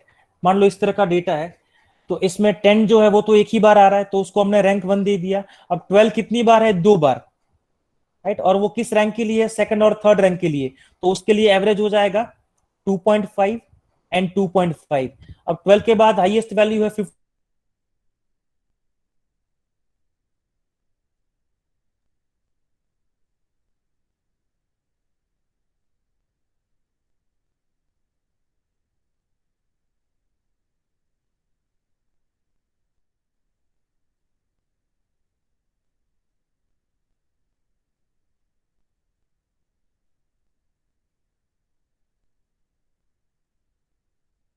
Right. तो उसके लिए अगर तुम कैलकुलेट करोगे इसकी वैल्यू 2³ - 2, तो वो तुमको 0.5 मिलेगा. उसके बाद 18 के लिए भी तुम्हारा m इक्वल टू 2 ही है, उसके लिए भी सेम अगर तुम कैलकुलेट करोगे तो वो भी तुमको 0.5 मिलेगा, राइट. और y के लिए भी अगर मान लो 25 में टाई हुआ 3 बार, तो m इक्वल टू 3 के लिए तुम्हारा वैल्यू हो गया 2. तो तुमको 3 करेक्शन फैक्टर ऐड करने पड़ेंगे फिर, राइट. तो इसमें ये मत देखो कि कितने वेरिएबल में टाई है कि नहीं. इसमें ये जरूर नहीं है कि एक वेरिएबल में एक ही बार टाई हो, राइट. एक वेरिएबल में 2 बार टाई हो सकता है, 3 बार हो सकता है, 5 बार हो सकता है. आपको ये नहीं देखना है कि कौन से वेरिएबल में टाई है, कुल मिला के दोनों वेरिएबल में जितने भी टाइज हो रहे हैं.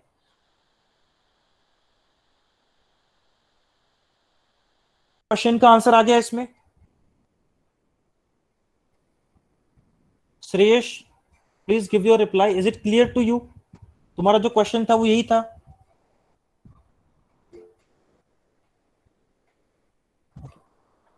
तो आप सब लोग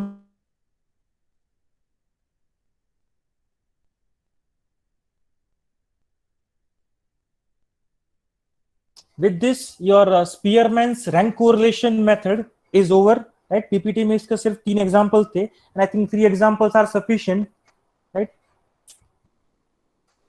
और कुछ एग्जांपल्स एक दो होंगे इन द प्रैक्टिस सेशन, तो उतने एग्जांपल्स काफी होंगे because this is very less popular compare to Karl Pearson.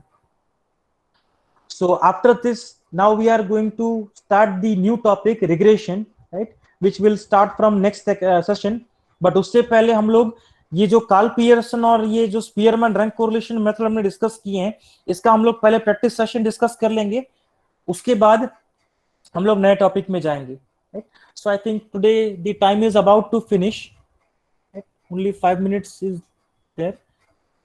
तो अभी इसमें सेशन में तो हम लोग आगे नहीं जाएंगे. So let me stop the recording first.